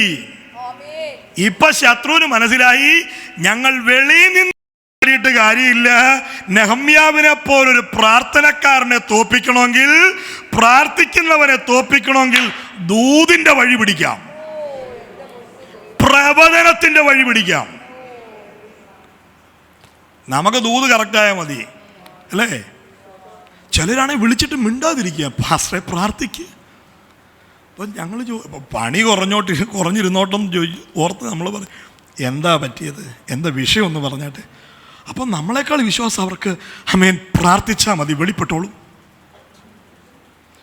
പിന്നെ വെളിപ്പെടുക എന്നുള്ളത് അവരുടെ ആവശ്യമല്ല, ഞങ്ങളുടെ ആവശ്യമാണ്. കാരണം എങ്ങാനും വെളിപ്പെട്ടില്ലെങ്കിൽ അവർ നാട് മൊത്തം പറയും, ആ പുള്ളിക്ക് കൃപ. ദൂത് പറഞ്ഞു കഴിയുമ്പോൾ ഇവരെന്താ പറയുന്നേ? കറക്റ്റാ പാസ്റ്ററേ. ഇവരെവിടം കൊണ്ടാണ് ഇത് കറക്റ്റാന്ന് വിലയിരുത്തിയേ? കഴിഞ്ഞ ദിവസം വിളിച്ച പാസ്റ്റർ ഇത് തന്നെയാ പറഞ്ഞേ. നമ്മൾ 10 പേര് ശബ്ദം കൊണ്ടാണ് ഇത് ശരി തെറ്റുകളെ വിവേദിക്കുന്നത്. ദൈവമക്കളെ, ദൂത് കറക്റ്റാകുന്നതല്ല വിഷയം, ഉറവിടം കറക്റ്റാകണം. ഉറവിടം കറക്റ്റാകണം.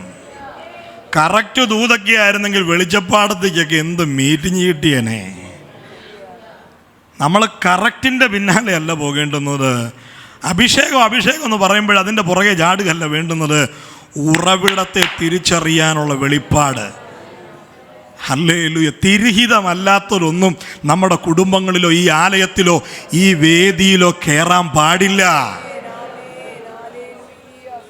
അഭിഷേകം ലേബൽ, അഭിഷേകം, പ്രവചനം, വെളിപ്പാട് എന്ന് ലേബലിൽ മാത്രം കയറരുത്. ഉറവിടത്തെക്കുറിച്ച് ബോധ്യപ്പെടണം. 12-ാമത്തെ വാക്യത്തിൽ നെഹമ്യാവ് പറയാ, ആമേൻ, അവനെ അയച്ചിട്ടില്ല, ആ ദൈവം അവനെ അയച്ചിട്ടില്ല. ദൂത് കറക്റ്റാണ്, എൻ്റെ സിറ്റുവേഷൻ കറക്റ്റായിട്ട് പറഞ്ഞു, ഞാനിപ്പോൾ പോകുന്ന സാഹചര്യം കറക്റ്റായിട്ട് പറഞ്ഞു, എൻ്റെ പ്രതികൂലത്തെക്കുറിച്ച് കറക്റ്റ് ദൂത് പറഞ്ഞു, അല്ലേ? ആമേൻ. പ്രതികൂലം ഉണ്ടെന്ന് നെഹമ്യാവിന് അറിയാമെങ്കിലും മുമ്പിൽ വരുന്നവൻ ഇപ്പോഴത്തെ പ്രതികൂലത്തിന് ഓവറായിട്ട് അതിനെ അവതരിപ്പിച്ച് നമ്മളെ പേടിപ്പിച്ച് അകത്തിരുത്താൻ നോക്കുമ്പോൾ നെഹമ്യാവ് പറയുന്നു, ദൂതൊക്കെ കറക്റ്റാണ്, പക്ഷേ അവന് ദൈവം അയച്ചിട്ടില്ല, ദൈവം അയച്ചിട്ടില്ല. അവനെ തോബിയാവും സൽബല്ലത്തും കൂലി കൊടുത്ത് പിശാചിനെ അറിയാമെന്നേ. ആമേൻ. നമ്മളെ തോപ്പിക്കണമെങ്കിൽ ഇനിയൊരു പോരാട്ടം, ഇനിയൊരു വെല്ലുവിളി, ഇനി അവിടുന്ന് പത്തി വിടർത്തി ആടുന്ന സർപ്പത്തിന്റെ രൂപമൊന്നും കൊണ്ടുവന്ന നമ്മൾ ആടുകയല്ലെന്ന് പിശാചിനെ അറിയാം. പക്ഷെ നമ്മുടെ അകത്ത് കയറാൻ എളുപ്പ വഴി ആത്മീയതയെ മാർഗമാക്കി നമുക്ക് നേരെ വരുമ്പോൾ ഇന്ന് പകൽ ദൈവജനം വെളിപ്പാടുള്ളവരായി മാറണമെന്ന്, ദൈവസഭ വെളിപ്പാടുള്ളവരായി മാറണമെന്ന് തിരുവെഴുത്തിൻ പ്രകാരം ഞാൻ നിങ്ങളോട് പ്രബോധിപ്പിക്കുകയാണ്. ഒരാമേൻ പറഞ്ഞാട്ടെ. നമ്മുടെ തലമുറകളുടെ മേൽ, നമ്മുടെ കൂടാരങ്ങളിൽ, നമ്മുടെ സഭയ്ക്കകത്ത്, അമ്മേ, നമ്മൾ ഈ വലിയ സൂപ്പർ മാർക്കറ്റിൽ, വലിയ ഷോപ്പിംഗ് മോളിലൊക്കെ പോകുമ്പോൾ വാതിലൊരു അമ്മേനൊരു ഇലക്ട്രിക് ഡിറ്റക്റ്റീവ് ഉണ്ടായിരിക്കുമല്ലോ, ഒരു ഡോർ ഉണ്ടായിരിക്കുമല്ലോ, മെറ്റൽ ഡിറ്റക്ടർ ഡോർ ഉണ്ടായിരിക്കുമല്ലോ. അമ്മേൻ. എന്തെങ്കിലും അയോഗ്യമായ അകത്ത് കയറിയാൽ അപ്പോഴേ സയറിനടിക്കും. അനാവശ്യമായി എന്തെങ്കിലും പുറത്ത് ചാടിയാൽ അപ്പോഴേ അവിടെ സയറിനടിക്കും. ഈ കാഴ്ചപ്പാട് ജനത്തിനുണ്ടായിരിക്കണം. ദൂത് കേൾക്കുമ്പോൾ ഫ്ലാറ്റ് ആകുകയല്ല. 6 മാസത്തെ ചരിത്രം പറയുമ്പോൾ ആമെ കരഞ്ഞ് നമ്മൾ അന്ധരായി മാറുകയല്ല. വെളിപ്പാടുണ്ടാകണം. നിന്നെ ദൈവം അയച്ചതാണോ ഇല്ലയോ എന്ന് തിരിച്ചറിയാനുള്ള ആത്മീയ കാഴ്ചപ്പാട്.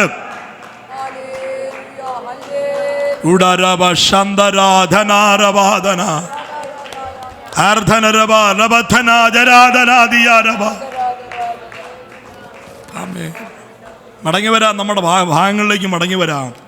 നിങ്ങൾ ഈ ശരീരത്തെ പ്രതിയോ ഈ ഭൂമിയിലുള്ള യാതൊന്നിനെ പ്രതിയോ ഞാനും നിങ്ങളും അമിതമായി വേദനപ്പെടാൻ പാടില്ല. വേദനകൾ ഉണ്ടാകാം, തുടരാൻ അനുവദിക്കരുത്.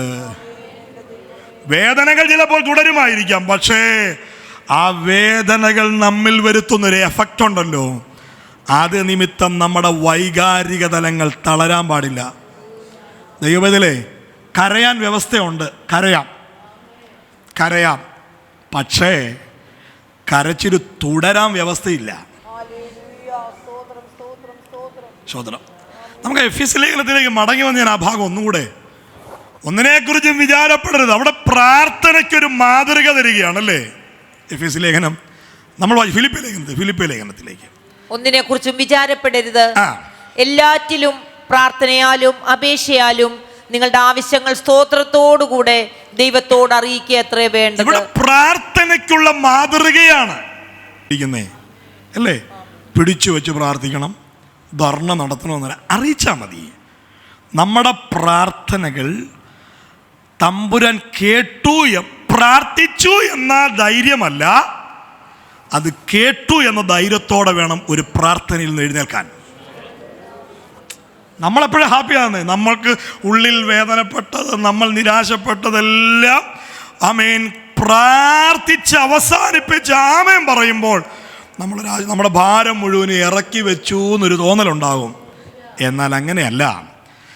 നമ്മൾ ചിലപ്പോൾ പറയുന്ന ക്രമം, വാചകങ്ങൾ പൂർണ്ണതയുള്ളതല്ലെങ്കിലും, എല്ലാം ഒന്നും കൃത്യതയോടെ പറയാൻ കഴിഞ്ഞില്ലെങ്കിലും അതെത്തേണ്ടടുത്ത് എത്തി എന്ന ബോധ്യമാണ് നമുക്കുണ്ടാകേണ്ടത്. എനിക്ക് തോന്നുന്നു ഈ വചനപ്രകാരമെങ്കിൽ നമ്മൾ ഒരിക്കൽ പ്രാർത്ഥിച്ചത് പിന്നെ അതിൻ്റെ പിന്നിൽ നമ്മൾ നിർബന്ധം പിടിച്ച് കരയില്ല, അല്ലേ? ഒരിക്കൽ അവിടെ എത്തി എന്ന് ബോധ്യമുണ്ടെങ്കിൽ പിന്നെയും സമരമുറകൾ അവലംബിച്ച് നമ്മൾ എന്ത് ചെയ്യില്ല. ബാങ്കിൽ ലോണിന് അപേക്ഷിച്ചാൽ ഒരു ബാങ്കിൽ ഒരു ലോണിന് അപേക്ഷിച്ചാൽ എത്ര അപേക്ഷ കൊടുക്കണം? ഒരപേക്ഷ. നമ്മളെല്ലാ ദിവസവും രാവിലെ അപേക്ഷയായിട്ട് പോകണോ? പിന്നെ മാനേജരെ ഫോൺ വിളിച്ച് പറയണോ? ഫോം ഫില്ല് ചെയ്തത് നിയമപ്രകാരമാണെങ്കിൽ അതിനൊരു പ്രൊസീജിയറുണ്ട്. നിയമത്തിൻ്റെ വഴിയിലൂടെ അത് ചെല്ലും, സമയത്തത് കയ്യിൽ വരും. അറ്റ്ലീസ്റ്റ് ബാങ്കിനോട് കാണിക്കുന്ന മാന്യതയെങ്കിലും ദൈവസന്നിധി കാണിച്ചൂടെ? നാളേക്കായി വിചാരപ്പെടരുതെന്ന് പറഞ്ഞവൻ സകലവും നൽകിത്തരാൻ അധികാരമുള്ളവന്റെ ശബ്ദമാണ്. അല്ലാതെ നമ്മുടെ വിഷയങ്ങൾ പ്രാർത്ഥിക്കരുതോ എന്നോ ചോദിക്കരുതോ എന്നോ അത് സംബന്ധിച്ച് ആമേൻ ആ താല്പര്യങ്ങൾ ഉണ്ടാകരുതെന്നൊന്നും അല്ല. നാളേക്കായി വിചാരപ്പെടരുത് എന്ന് പറഞ്ഞവൻ അതത് സമയത്തെല്ലാം ഭംഗിയായി ചെയ്ത് നമ്മെ നടത്താൻ അധികാരമുള്ള ദൈവമാണ്.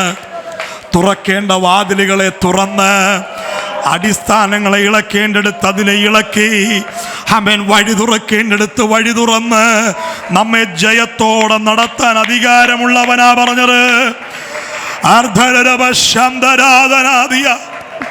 സകലത്തെയും ഉരുവാക്കാനും ഉളവാക്കാനും സകലത്തെയും സൃഷ്ടിക്കാൻ അധികാരമുള്ളവനാ പറഞ്ഞത്. നാളേക്കായി വിചാരപ്പെടരുത്. വായ്കൾ തുറന്ന് ദൈവത്തിന് മഹത്വം കൊടുക്കാം. ആശങ്കകളെല്ലാം അഴിഞ്ഞു മാറട്ടെ. അമിത ഭാരങ്ങളെല്ലാം മാറി നിൽക്കട്ടെ.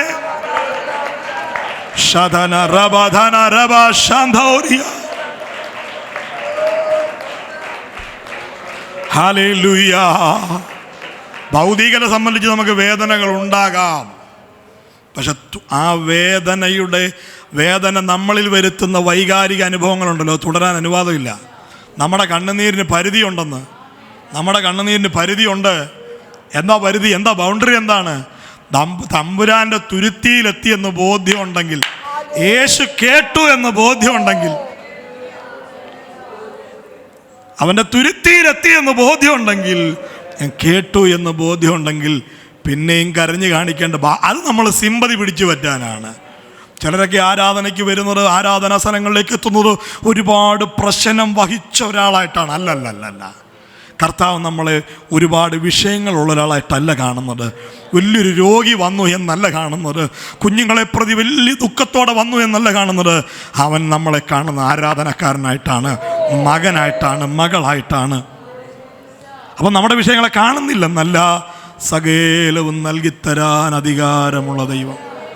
ഞങ്ങൾ ഒഡീഷയിലായിരിക്കുമ്പോൾ ഒരുപാട് വേദനകളിലൂടെ, പ്രയാസങ്ങളിലൂടെ കടന്നു പോകുമ്പോൾ ആമേൻ മനസ്സ് തളരുന്ന ഇടങ്ങളിൽ ചിലപ്പോൾ വന്നൊരു കാര്യം ചെയ്യാം, വൈഫിനെ വിളിച്ച് നമുക്ക് കുറച്ച് ദിവസം ഫാസ്റ്റിംഗ് ചെയ്യും, നമുക്കൊന്ന് പ്രാർത്ഥിക്കാം. നമ്മുടെ വിഷയം പ്രാർത്ഥിക്കാൻ വേണ്ടി ഇരിക്കുമ്പോൾ ഒരു സെഷനിൽ പോലും സ്വന്തം വിഷയങ്ങൾ പറഞ്ഞ് പ്രാർത്ഥിക്കാൻ ചില സമയങ്ങൾ അനുവാദം കിട്ടാറില്ല. കാരണം അങ്ങോട്ടിരിക്കുമ്പോഴേ കർത്താവ് സംസാരിച്ചു തുടങ്ങും. നമ്മുടെ വേദനകളെ പ്രതി നമുക്ക് നിരാശകൾ തുടരാൻ അനുവാദമില്ല. ആമേൻ. എന്നെ പണിതുകൊണ്ടിരിക്കുന്ന വാക്കുകളാണ് ഞാൻ നിങ്ങളോട് പറയുന്നത്. അതിനർത്ഥം നിങ്ങൾ ചിന്തിക്കരുതെന്നോ നാളേക്ക് കരുതരുതെന്നോ ഒന്നുമല്ല. ആകുലതകൾ പാടില്ല. ആകുലതകൾ പാടില്ല. സ്തോത്രം പറഞ്ഞാട്ടെ. ഞാൻ പറഞ്ഞത് പ്രത്യാശയില്ലാത്ത മറ്റുള്ളവരെ പോലെ ദുഃഖിക്കാൻ നമുക്ക് അനുവാദം. അതിൻ്റെ അർത്ഥം സ്വാഭാവികമായി ഉണ്ടാകാം, തുടരാൻ അനുവാദമില്ല. നമ്മൾ മനുഷ്യരാണ്, വിഷയങ്ങൾ ഉണ്ടാകാം. പക്ഷെ വിഷയത്തെ കാണേണ്ടത് മനുഷ്യരെ പോലെയല്ല, ക്രിസ്തു ഭക്തൻ എന്ന നിലയിൽ അതിനെ നോക്കിക്കാണണം. മടങ്ങി വരാം. ഇവിടെ നമുക്ക് പ്രാർത്ഥനയ്ക്ക് നൽകിയ മാതൃക എന്താണ്? ഒരു നിസ്സാരമായി നമ്മുടെ വിഷയങ്ങൾ എന്ത് ചെയ്യണം? നമ്മൾ കാണണം. നിങ്ങളുടെ ആവശ്യങ്ങൾ സ്തോത്രത്തോടെ അറിയിക്കൂ. അറിയിച്ചു കഴിഞ്ഞാൽ പിന്നെ എന്ത് ചെയ്യരുത്? സാധാരണ പ്രാർത്ഥനകൾ എന്താ സംഭവിക്കും? നമ്മൾ വലിയൊരു ലിസ്റ്റൊക്കെ ആയിട്ട് വന്നിട്ട് 1.5 മണിക്കൂർ ഇതെല്ലാം പറഞ്ഞ് കേൾപ്പിച്ച് ആമയം പറഞ്ഞ് ആ ലിസ്റ്റ് മടക്കി നമ്മൾ നമ്മുടെ പോക്കറ്റിൽ വെച്ച് എഴുന്നേറ്റ് പോകുക. കാരണം ഇത് അടുത്ത 3 ഇറക്കാനുള്ളതാണ്. ഞാൻ പറയുന്നത് നമ്മുടെ ഒരു 3 മാസത്തെ പ്രാർത്ഥന ഒന്ന് പ്രിൻ്റ് ഔട്ട് എടുക്കണം. നമ്മുടെ ഒരു 3 മാസത്തെ പ്രാർത്ഥന ഒന്ന് പ്രിൻ്റ് ഔട്ട് എടുത്തിട്ട് വെറുതെ ഇരുന്ന് വായിച്ച് നോക്കണം. നമുക്ക് തന്നെ ചിരി വരും. തന്നെയും പിന്നെയും ഏതാണ്ട് ഒരേ നിരയിലുള്ള കാര്യങ്ങളൊക്കെ പറഞ്ഞുകൊണ്ടിരിക്കുമ്പോൾ അതിനകത്ത് ആത്മവിഷയങ്ങളില്ല. ആ പ്രാർത്ഥനകൾക്കകത്ത് രോഗമുണ്ട്, കടമുണ്ട്, CC ഉണ്ട്, ലോണുണ്ട്, വിദ്യാഭ്യാസമുണ്ട്. ഒരു കൂട്ടർ മക്കളെ പ്രാർത്ഥിച്ച് കയറ്റിവിടാൻ വന്നിരിക്കുന്നു, ഒരു കൂട്ടർ മക്കളെ പ്രാർത്ഥിച്ച് ഇറക്കാൻ വന്നിരിക്കുന്നു, ഒരു കൂട്ടർ ജോലി കയറാൻ പ്രാർത്ഥിക്കുന്നു, ഒരു കൂട്ടർ ആ ജോലിയിൽ നിന്ന് ഇറങ്ങി അടുത്തതിൽ കയറാൻ പ്രാർത്ഥിക്കുന്നു. ഇങ്ങനെ ഓരോ സീസണിലും ഓരോ കാര്യങ്ങളിൽ നമ്മൾ ആകുലതകളാണ്. ഞാൻ പറയുന്നു, അമിതഭാരങ്ങളൊന്നും വേണ്ട. നമ്മൾ അവൈലബിൾ ആകാത്തത് കൊണ്ടാണ് തമ്പുരാന് നിയന്ത്രിക്കാൻ പറ്റാത്തത്. നമ്മളും നമുക്കുള്ളതും നമ്മുടെ പണവും നമ്മളെല്ലാം പ്രാർത്ഥിച്ച് വാങ്ങിച്ച് വെട്ടിപ്പിടിച്ചിട്ട് നമ്മൾ ഇതിനെ നിയന്ത്രിച്ചുകൊണ്ടിരിക്കുകയാണ്. എന്നാൽ അതെല്ലാം യേശുപ്പച്ചൻ്റെ കയ്യിൽ കൊടുത്താൽ അവനെല്ലാം ഭംഗിയായി ചെയ്യുന്ന ദൈവമാണ്. ഭാരപ്പെടാൻ അവൻ സമ്മതിക്കത്തില്ല. ചേർന്ന് രാമൻ പറഞ്ഞാട്ടെ, ഹല്ലേലൂയ. ഇന്ന് പകൽ ഈ വാക്കുകൾക്കകത്ത് അഴിയുന്നു, പൊട്ടുന്നു എന്ന ശബ്ദമൊന്നും ഇല്ലെന്നോർത്ത് ആകുലതകൾ പെടരുത്. ഇന്ന് പകൽ നമ്മൾ കരുത്തുള്ളവരായി ഈ പ്രാർത്ഥനായിടം വിട്ട് പുറത്തിറങ്ങണം. കർത്താവിനോട് പറഞ്ഞൊരു വാചകം ഞാൻ നിങ്ങളോട് പറയുകയാണ്. ആമേൻ. നമ്മൾ ജയിക്കേണ്ടത് ഏത് മേഖലകളെ? ആമേ, രോഗങ്ങളെ അല്ല, കഷ്ടങ്ങളെ അല്ല, മറിച്ച് ഞാൻ പറയുന്നു, ദൈവാത്മാവ് ബോധ്യപ്പെടുത്തിയൊരു ഭാഗം, ഈ തലമുറയിൽ ഏറ്റവും വലിയ വിപത്ത്, ഈ കാലഘട്ടത്ത് സഭ നേരിടുന്ന ഏറ്റവും വലിയ പൈശാചിക ആയുധം, തന്ത്രം എന്താണെന്നറിയാമോ? ആമേൻ. ആത്മീയനെ ഭൗതികം കൊണ്ട് നേരിടുക. ആത്മീയനെ ഭൗതികം കൊണ്ട് നേരിടുക. അഭിഷേകമുള്ള ദൈവജനത്തെ, വെളിപ്പാടുള്ള ദൈവജനത്തെ, ആമേൻ ആമേൻ, വീണ്ടെടുപ്പ് പ്രാപിച്ച ദൈവജനത്തെ, ഈ ലോകവുമായിട്ടുള്ള ബന്ധം, കണക്ഷൻ വിട്ടുകൊണ്ടിരിക്കുന്ന ദൈവജനത്തെ ലൗകികമായതുകൊണ്ട്, ആമേൻ, ശാരീരികമായതുകൊണ്ട് എതിർക്കാൻ നോക്കുന്ന ശത്രുവിൻ്റെ ആയുധങ്ങളുണ്ട്. അവിടെ നമ്മൾ സകലത്തെയും കുറിച്ച് വിചാരപ്പെട്ടുകൊണ്ടിരിക്കുകയാണ്. ഒരു കൂട്ടരെ പ്രാർത്ഥനയിലേക്ക് അടുപ്പിക്കുന്നത് തന്നെ വിചാരങ്ങളാണ്. ഒത്തിരി വേദനകൾ ഉള്ളത് കൊണ്ടാണ് ചിലർ പല ജോലിയും ഒക്കെ മാറ്റിവെച്ച് ഓടി വരുന്നത്. ചിലർ കരയുന്നത് തന്നെ വിചാരങ്ങൾ നിമിത്തമാണ്. രോഗവും പ്രതികൂലങ്ങളൊക്കെ നമ്മുടെ മുമ്പിൽ വലിയൊരു ഇമേജ് പിശാചിന് കൊടുത്തുകൊണ്ടിരിക്കുമ്പോൾ ഇന്ന് പകൽ ഞാൻ ആത്മാവിൽ പറയുന്നു, ആത്മീയനെ ഭൗതികം കൊണ്ട് നേരിടുന്ന ശത്രുവിൻ്റെ ഗൂഢതന്ത്രങ്ങളെ ജയിക്കുന്ന ഒരു വെളിപ്പാട്, ആത്മാവിലുള്ള ജയം ദൈവസഭ ഏറ്റെടുത്തേ മതിയാകുകയുള്ളൂ. നമ്മുടെ രോഗത്തെ വലുതാക്കി കാണിച്ച്, നമ്മുടെ ഭൗതിക പ്രശ്നങ്ങളെ വലുതാക്കി കാണിച്ച്, ആത്മാവിൽ ചിന്തിക്കേണ്ടെന്ന, ആത്മാവിൽ പ്രതികരിക്കേണ്ടെന്നെടുത്ത് വെറും മനുഷ്യനെ പോലെ കരയാൻ, കരച്ചിൽ തുടർന്നു, ഇതിനൊരു ശമനമില്ല, എത്ര കരഞ്ഞിട്ടും മാറുന്നില്ല, നീ വീണ്ടും വീണ്ടും കര എന്ന് പറഞ്ഞ് സ്വാഭാവികമായി ഉണ്ടായ വേദനകളാൽ നമുക്ക് വന്ന നിരാശകളെ പിശാച് നിയന്ത്രിച്ചുകൊണ്ടിരിക്കുമ്പോൾ ഇന്ന് പകൽ ദൈവസഭയോട് പറയുന്നു, ആ കണ്ണുനീര് തുടച്ച്, ആ ആശങ്കകൾ മാറ്റിവെച്ച്, ആ ഒരു ആത്മീയനെ പോലെ നമ്മുടെ വിഷയങ്ങളെ നേരിടാനുള്ള ആത്മകരുത്ത് പ്രാപിക്ക്. ഉടരവനാഥരാധന. ദൈവമക്കൾ വായ തുറന്ന് പ്രാർത്ഥിക്കാമോ? ദൈവമക്കൾ വായ തുറന്ന് അന്യഭാഷകളിൽ അല്പസമയം ഉടരബാലരവ ശാന്തര.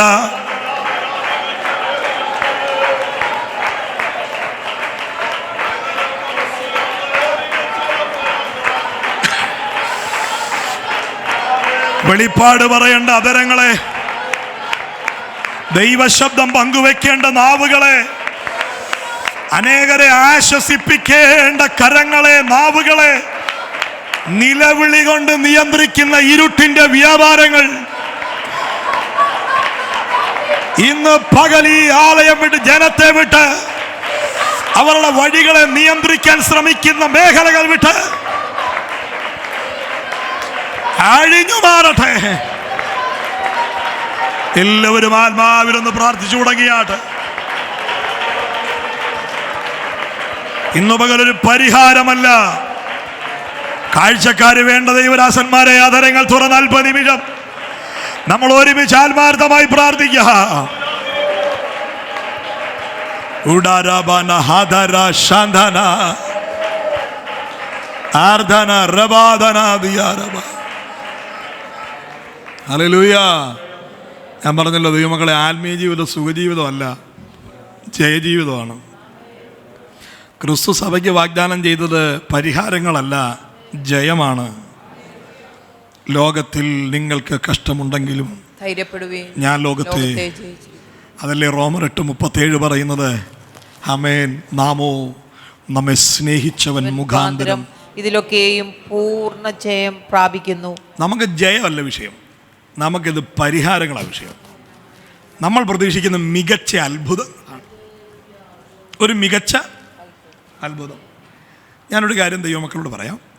ഈ പുതിയ വിശ്വാസികൾ, രക്ഷിക്കപ്പെട്ടു വരുന്നവർക്ക് കിട്ടുന്ന അത്ഭുതത്തിൻ്റെ മെതേഡല്ല ആത്മീയതയിൽ അല്പകാലം പിന്നിടുന്നവർക്ക് കിട്ടുന്നത്. സ്തോത്രം. ഇനി വിശ്വാസികൾക്ക് കിട്ടുന്ന വിടുതലിൻ്റെ മെതേഡല്ല ദൈവദാസന്മാർക്കും അവരുടെ കുടുംബങ്ങൾക്കും. പക്ഷെ ഈ കാലം ഡെലിവറൻസ് എന്നൊരൊറ്റ ബോർഡേ ഉള്ളൂ, അതിനകത്ത് വിവേചനങ്ങളില്ല. അത് പിശാചിൻ്റെ ഏറ്റവും വലിയ തന്ത്രമാണ്. രക്ഷിക്കപ്പെട്ട നാളിൽ വസ്ത്രത്തിൻ്റെ അഗ്രത്തിൽ തൊട്ട് സൗഖ്യം പ്രാപിച്ചിരിക്കാം, പക്ഷെ അടുത്തൊരു വേദന വരുമ്പോൾ വീണ്ടും എൻ്റെ ആത്മീയ ജീവിതത്തിൻ്റെ ആരംഭത്തിൽ വെളിപ്പെട്ടതുപോലെ ആ വസ്ത്രത്തിൻ്റെ അഗ്രം, നമുക്ക് അങ്ങോട്ട് പോകാൻ അനുവാദം ഇല്ല. അതൊരു മുഖാന്തരമാണ്.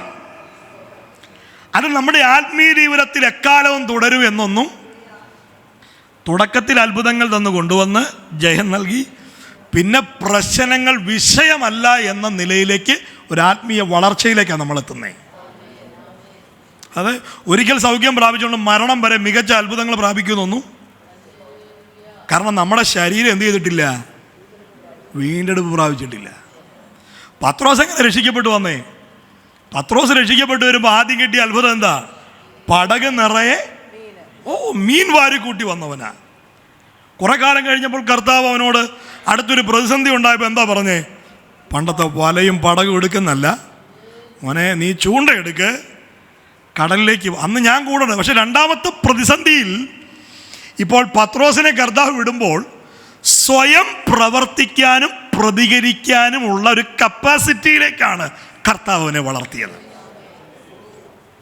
നമ്മൾ അന്നും കരഞ്ഞു, ഇന്നും കരയുന്നു.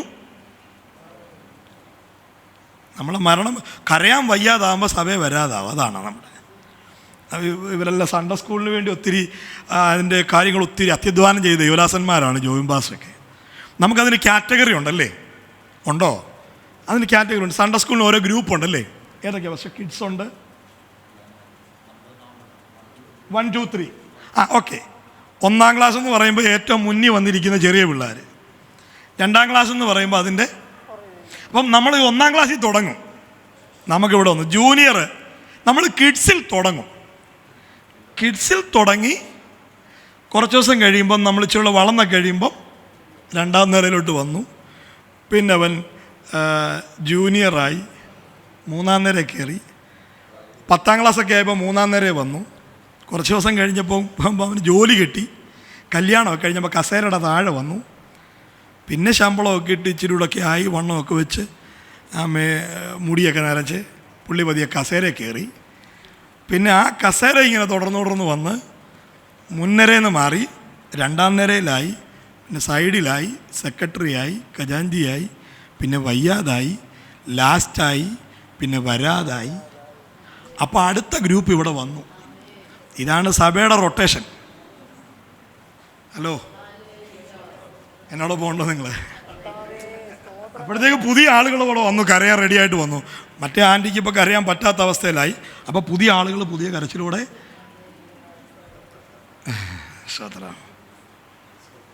നമ്മളിങ്ങനെ തലമുറ മാറി മാറി ഇങ്ങനെ വേദനപ്പെട്ടും ഭാരപ്പെട്ടും. പക്ഷെ എല്ലാ കാലത്തിലും വന്നവരുടെയൊക്കെ വേദനകളും ഞാൻ പറയുന്നു. നമ്മൾ പലപ്പോഴും വലിയ കാര്യങ്ങൾ പറയാൻ കർത്താവ് നമ്മുടെ നടുവിൽ വരുമ്പോൾ നമ്മൾ ചെറിയ കാര്യങ്ങളിൽ വളരെ വേദനയുള്ളവരാണ്. ഇപ്പം കർത്താവ് വലിയ ഇതിൻ്റെ കൂടെ ഇതും കൂടെ പറഞ്ഞാൽ നടക്കുകയില്ല. അതുകൊണ്ട് കർത്താവ് വണ്ടി തരാം. അടുത്തവൻ അന്നേരം വാതിൽ തുറക്കാം. അപ്പം അതിൽ നമ്മൾ ഹാപ്പിയാണ് അല്ലേ? എനിക്കിന്ന് വാതിൽ തുറന്നില്ലെങ്കിലും വേണ്ടുകയില്ല, എനിക്ക് അങ്ങനെയൊന്ന് അനുഭവിക്കണമെന്ന് പറഞ്ഞ് നമ്മൾ തുടങ്ങിയത് അങ്ങനെയൊക്കെ അല്ലായിരുന്നോ? നിത്യത കണ്ടല്ലേ ഇറങ്ങിയേ. നിത്യത പ്രതീക്ഷിച്ച് ഇറങ്ങിയിട്ട്, പക്ഷെ നിത്യത പണമുണ്ടെന്ന് പറഞ്ഞാണോ സുവിശേഷം പറഞ്ഞേ? പ്രാർത്ഥിച്ച മക്കൾക്ക് വിദേശത്ത് പോകാമെന്ന് പറഞ്ഞാണോ സുവിശേഷം പറഞ്ഞേ? ആണോ? പ്രവചനം ഉണ്ടെന്ന് പറഞ്ഞാണോ സുവിശേഷം പറഞ്ഞേ? നിത്യത പറഞ്ഞു, സുവിശേഷം പറഞ്ഞു, ദൈവരാജ്യം പറഞ്ഞു, സുവിശേഷം കേട്ടു. പാപി എന്ന ബോധ്യത്തോടെ ദൈവരാജ്യത്തിലേക്ക് പ്രവേശിക്കാൻ പാപമെല്ലാം ഏറ്റുപറഞ്ഞ് കൃപയാൽ സ്നാനപ്പെട്ടിഞ്ഞ് കയറി കഴിഞ്ഞപ്പോൾ ആ ചിന്തയങ്ങ് മാറി. ഏതാ? ഇപ്പം നമ്മൾ ആത്മീയതയുടെ മുഖ്യ ഭാഗവും നമ്മുടെ ശരീരത്തെ പോഷിപ്പിക്കാൻ ശ്രമിച്ചു കൊണ്ടിരിക്കുമ്പോൾ ദൈവജനത്തോട് പറയുന്നു, നമ്മൾ മടങ്ങി വരേണ്ട സമയമായി. എനിക്കൊന്ന് നമ്മൾ ന്യൂ ജനറേഷനെ ഒത്തിരി കുറ്റം പറയും, അവിടെ ഭയങ്കര വിടുതല, അവരെ പോലെ ബഹളം ഇല്ലെന്നേ ഉള്ളൂ, അതിൻ്റെ വേറെ ഐറ്റമാണ് നമ്മളും. അവിടെ ചെന്ന് നമ്മളിങ്ങനെ ഭയങ്കര ഓളം വെക്കുന്നില്ലെങ്കിലും നമ്മൾ പാസ്റ്റർ പോലും അറിയാതെ ആളെ ഇറക്കി എന്നഴിയും. നമ്മൾ വളരെ ഭയങ്കര തന്ത്രപരമായിട്ട് അത് ഡീൽ ചെയ്തുകൊണ്ടിരിക്കുന്നേ. അതും നമ്മുടെയും കണ്ണുനീരും പ്രാർത്ഥനയും. ഞാൻ പറഞ്ഞ ദൈവരാസൻ്റെ അറിവോ അനുവാദമോ ഇല്ലാതെ ഒരു ദൂത് ഇതിലേയും ദൂത് പറഞ്ഞു നടക്കുന്ന ഒന്നിനെയും വീട്ടിൽ കയറ്റി കൈക്കൊള്ളരുത്. കാരണം അവർക്ക് നിങ്ങളുടെ വിടുതലല്ല വിഷയം, അവൻ്റെ വയറാ വിഷയം. രാമ്യം പറ ഹല്ലേലൂയ. ഞാൻ മടങ്ങി വരികയാണ്. നമ്മൾ നമ്മളെ പ്രതി വേദനകൾ തുടരനുഭവം. ഞാൻ പറഞ്ഞല്ലോ, ആത്മാവ് പ്രാണൻ. നമുക്ക് ദേഹം ദേഹി ആത്മാവ് എന്ന സമ്പ്രദായം ഉടയ്ക്കാം. എന്നിട്ട് ആത്മാവ് പ്രാണൻ ദേഹം എന്ന തത്വത്തിലേക്ക് വരാം. ദേഹത്തിന് അടിമത്വവും ആത്മാവിന് അധികാരവും കൊടുക്കാം. അതാണ് ആത്മീയ ജീവിതം, അല്ലേ? ഇതേ സംബന്ധിക്കുന്ന ഒന്നിനെ പ്രതിയും ഒരു പരിധി കൂടുതൽ വേദനപ്പെടാൻ അനുവാദം ഇല്ല.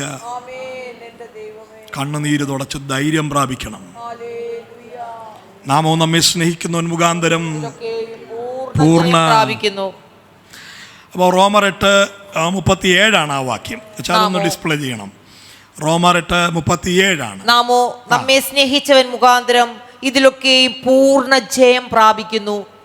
അപ്പോൾ ഈ വാക്ക് ഇതിലൊക്കെയും എന്നൊരു പ്രയോഗം, ഇതിലൊക്കെയും എന്ന പ്രയോഗം 35 വാക്യത്തെ ആധാരമാക്കിക്കൊണ്ടാണ്.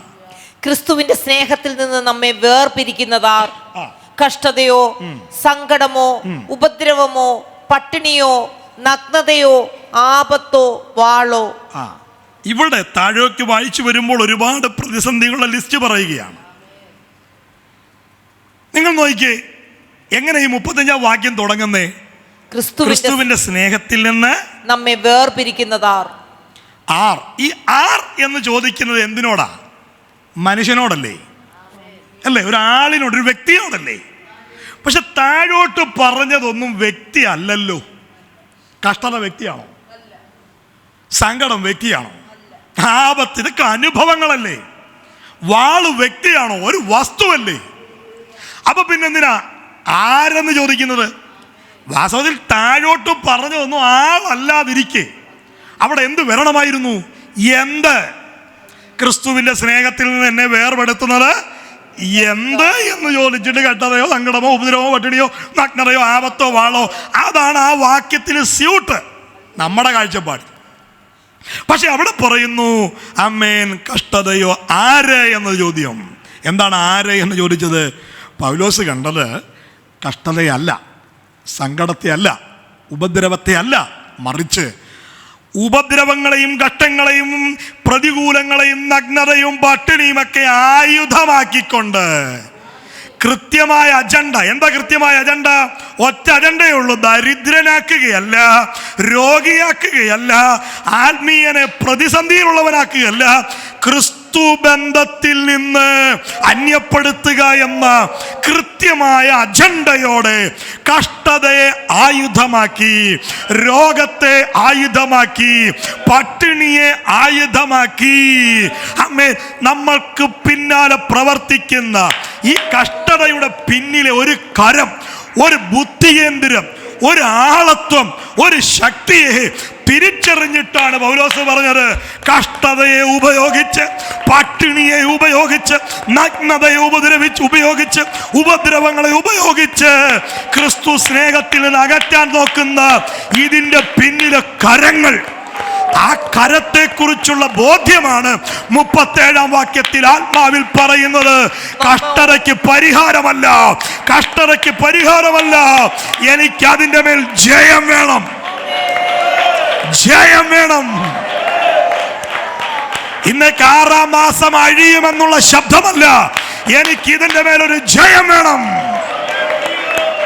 ആത്മാവിൽ ദൈവമക്കൾ പറഞ്ഞു തുടങ്ങണം, അതരങ്ങൾ തുറന്ന് പറഞ്ഞു തുടങ്ങണം, ഞങ്ങൾക്ക് പരിഹാരമല്ല, ഞങ്ങൾക്ക് കാര്യസാധ്യമല്ല, ജയം അനിവാര്യം. ദൈവവചനത്തിന് മുമ്പിൽ അധരങ്ങളും തുറന്ന് ആമേനെന്ന് പ്രതികരിച്ചു തുടങ്ങ്.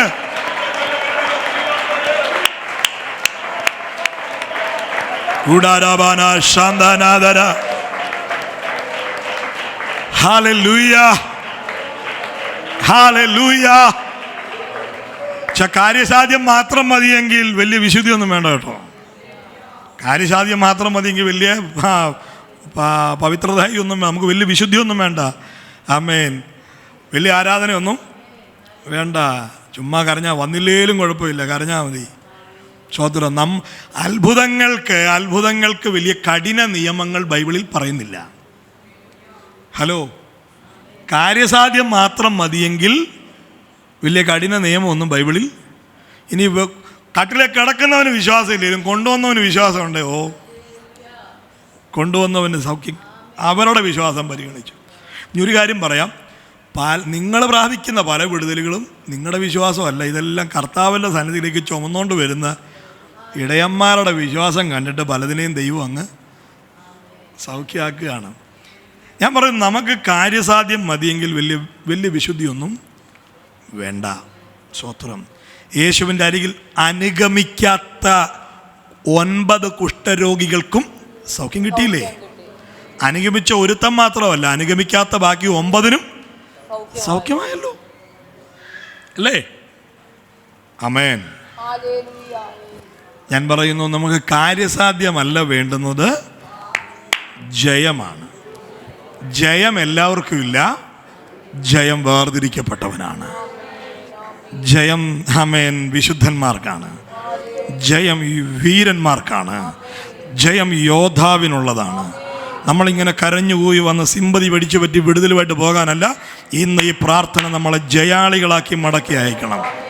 നിങ്ങൾ അനുഭവിക്കുന്ന സകല വേദനകളും പ്രതികൂലങ്ങളും എത്ര കാലങ്ങളായി പ്രാർത്ഥിച്ചിട്ടും ആമേൻ ദീർഘനാളുകളായി കണ്ണുനീരൊഴുകിയിട്ടും ചിലതിൽ നിന്നും മാറുന്നില്ലെങ്കിൽ ഇനി അത് സംബന്ധിച്ച് വറി ചെയ്യാനല്ല, അതിൻ്റെ മേൽ ജയം പ്രാപിക്കേ, അതിൻ്റെ മേൽ പരിശുദ്ധാത്മാവിൽ ജയം പ്രാപിക്കേ, അതിൻ്റെ മേൽ പരിശുദ്ധാത്മാവിൽ ജയമേറ്റെടുക്ക്.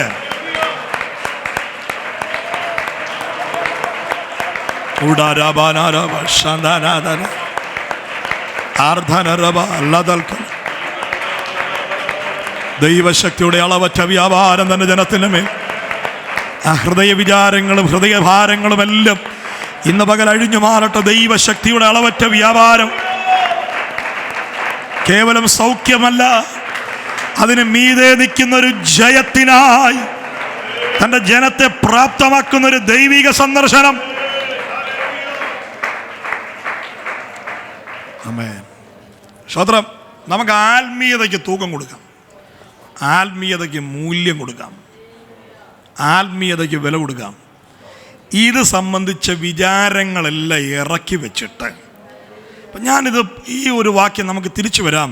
ആമേൻ. ഫിലിപ്പി ലേഖനത്തിലേക്ക് തന്നെ തിരിച്ചു വരാം. ആ ഒരു വാക്ക് എന്നെ സന്ദർശിച്ചത് കഴിഞ്ഞ രാത്രികളിലാണ്. ആമേൻ. ഒന്നിനെക്കുറിച്ച് എന്ത് ചെയ്യരുത്, വിചാരപ്പെടരുത്, നിങ്ങളുടെ കാര്യങ്ങൾ അറിയിക്കുക, അത്രയാണ്. ഇനി ആത്മീയമായ നമ്മുടെ ഭക്തന്മാരുടെ പ്രാർത്ഥനകളുടെ മാതൃക, ഞാൻ അതാണല്ലോ പറഞ്ഞത്. നമുക്കുള്ള പ്രാർത്ഥനയുടെ മാതൃകയാണ് നമ്മൾ വിചാരങ്ങളാകരുത് നമ്മളെ പ്രാർത്ഥനയിലേക്ക് അടുപ്പിക്കുന്നത്. ക്രിസ്തുവുമായുള്ള ബന്ധമായിരിക്കണം, അല്ലേ? കഷ്ടങ്ങളിൽ ചങ്ങലേ കിടക്കുമ്പോഴും അവർക്ക് പാട്ടിന് മുടക്കമൊന്നും സ്തോത്രം. ക്രിസ്തുവിനെ കുറിച്ചുള്ള കാഴ്ചപ്പാടിൽ അവർക്ക് മാറ്റമൊന്നും ഇല്ല. സ്തോത്രം. നമ്മൾ പലപ്പോഴും ഈ പുറത്തുനിന്ന് അകത്തേക്കാണ് ആത്മീയ ജീവിതം നയിക്കുന്നത്. ദേഹം, ദേഹി അത് ഉടച്ചിട്ട് നമുക്ക് അകത്തുനിന്ന് പുറത്തേക്ക് നയിക്കാം. ആത്മാവാണ്, അതിൻ്റെ ബലം നമുക്ക് ഏറ്റെടുക്കാം, അതിനെ നമുക്കൊന്ന് ബലപ്പെടുത്താം. നമുക്ക് ഈ ഭാഗത്തേക്ക് നോക്കിയിട്ട് ഞാൻ പറഞ്ഞ വാചകങ്ങൾ ഒന്നുകൂടെ ആവർത്തിക്കുക. പിശാചിൻ്റെ ഏറ്റവും വലിയ പോരാട്ടം നമ്മൾ ആത്മീയനെ ഭൗതികം കൊണ്ടാക്കും, നേരിടുക, ലോകക്കാരെ പോലെ ആക്കുക. അവരും കരയുന്നു, നമ്മളും കരയുന്നു.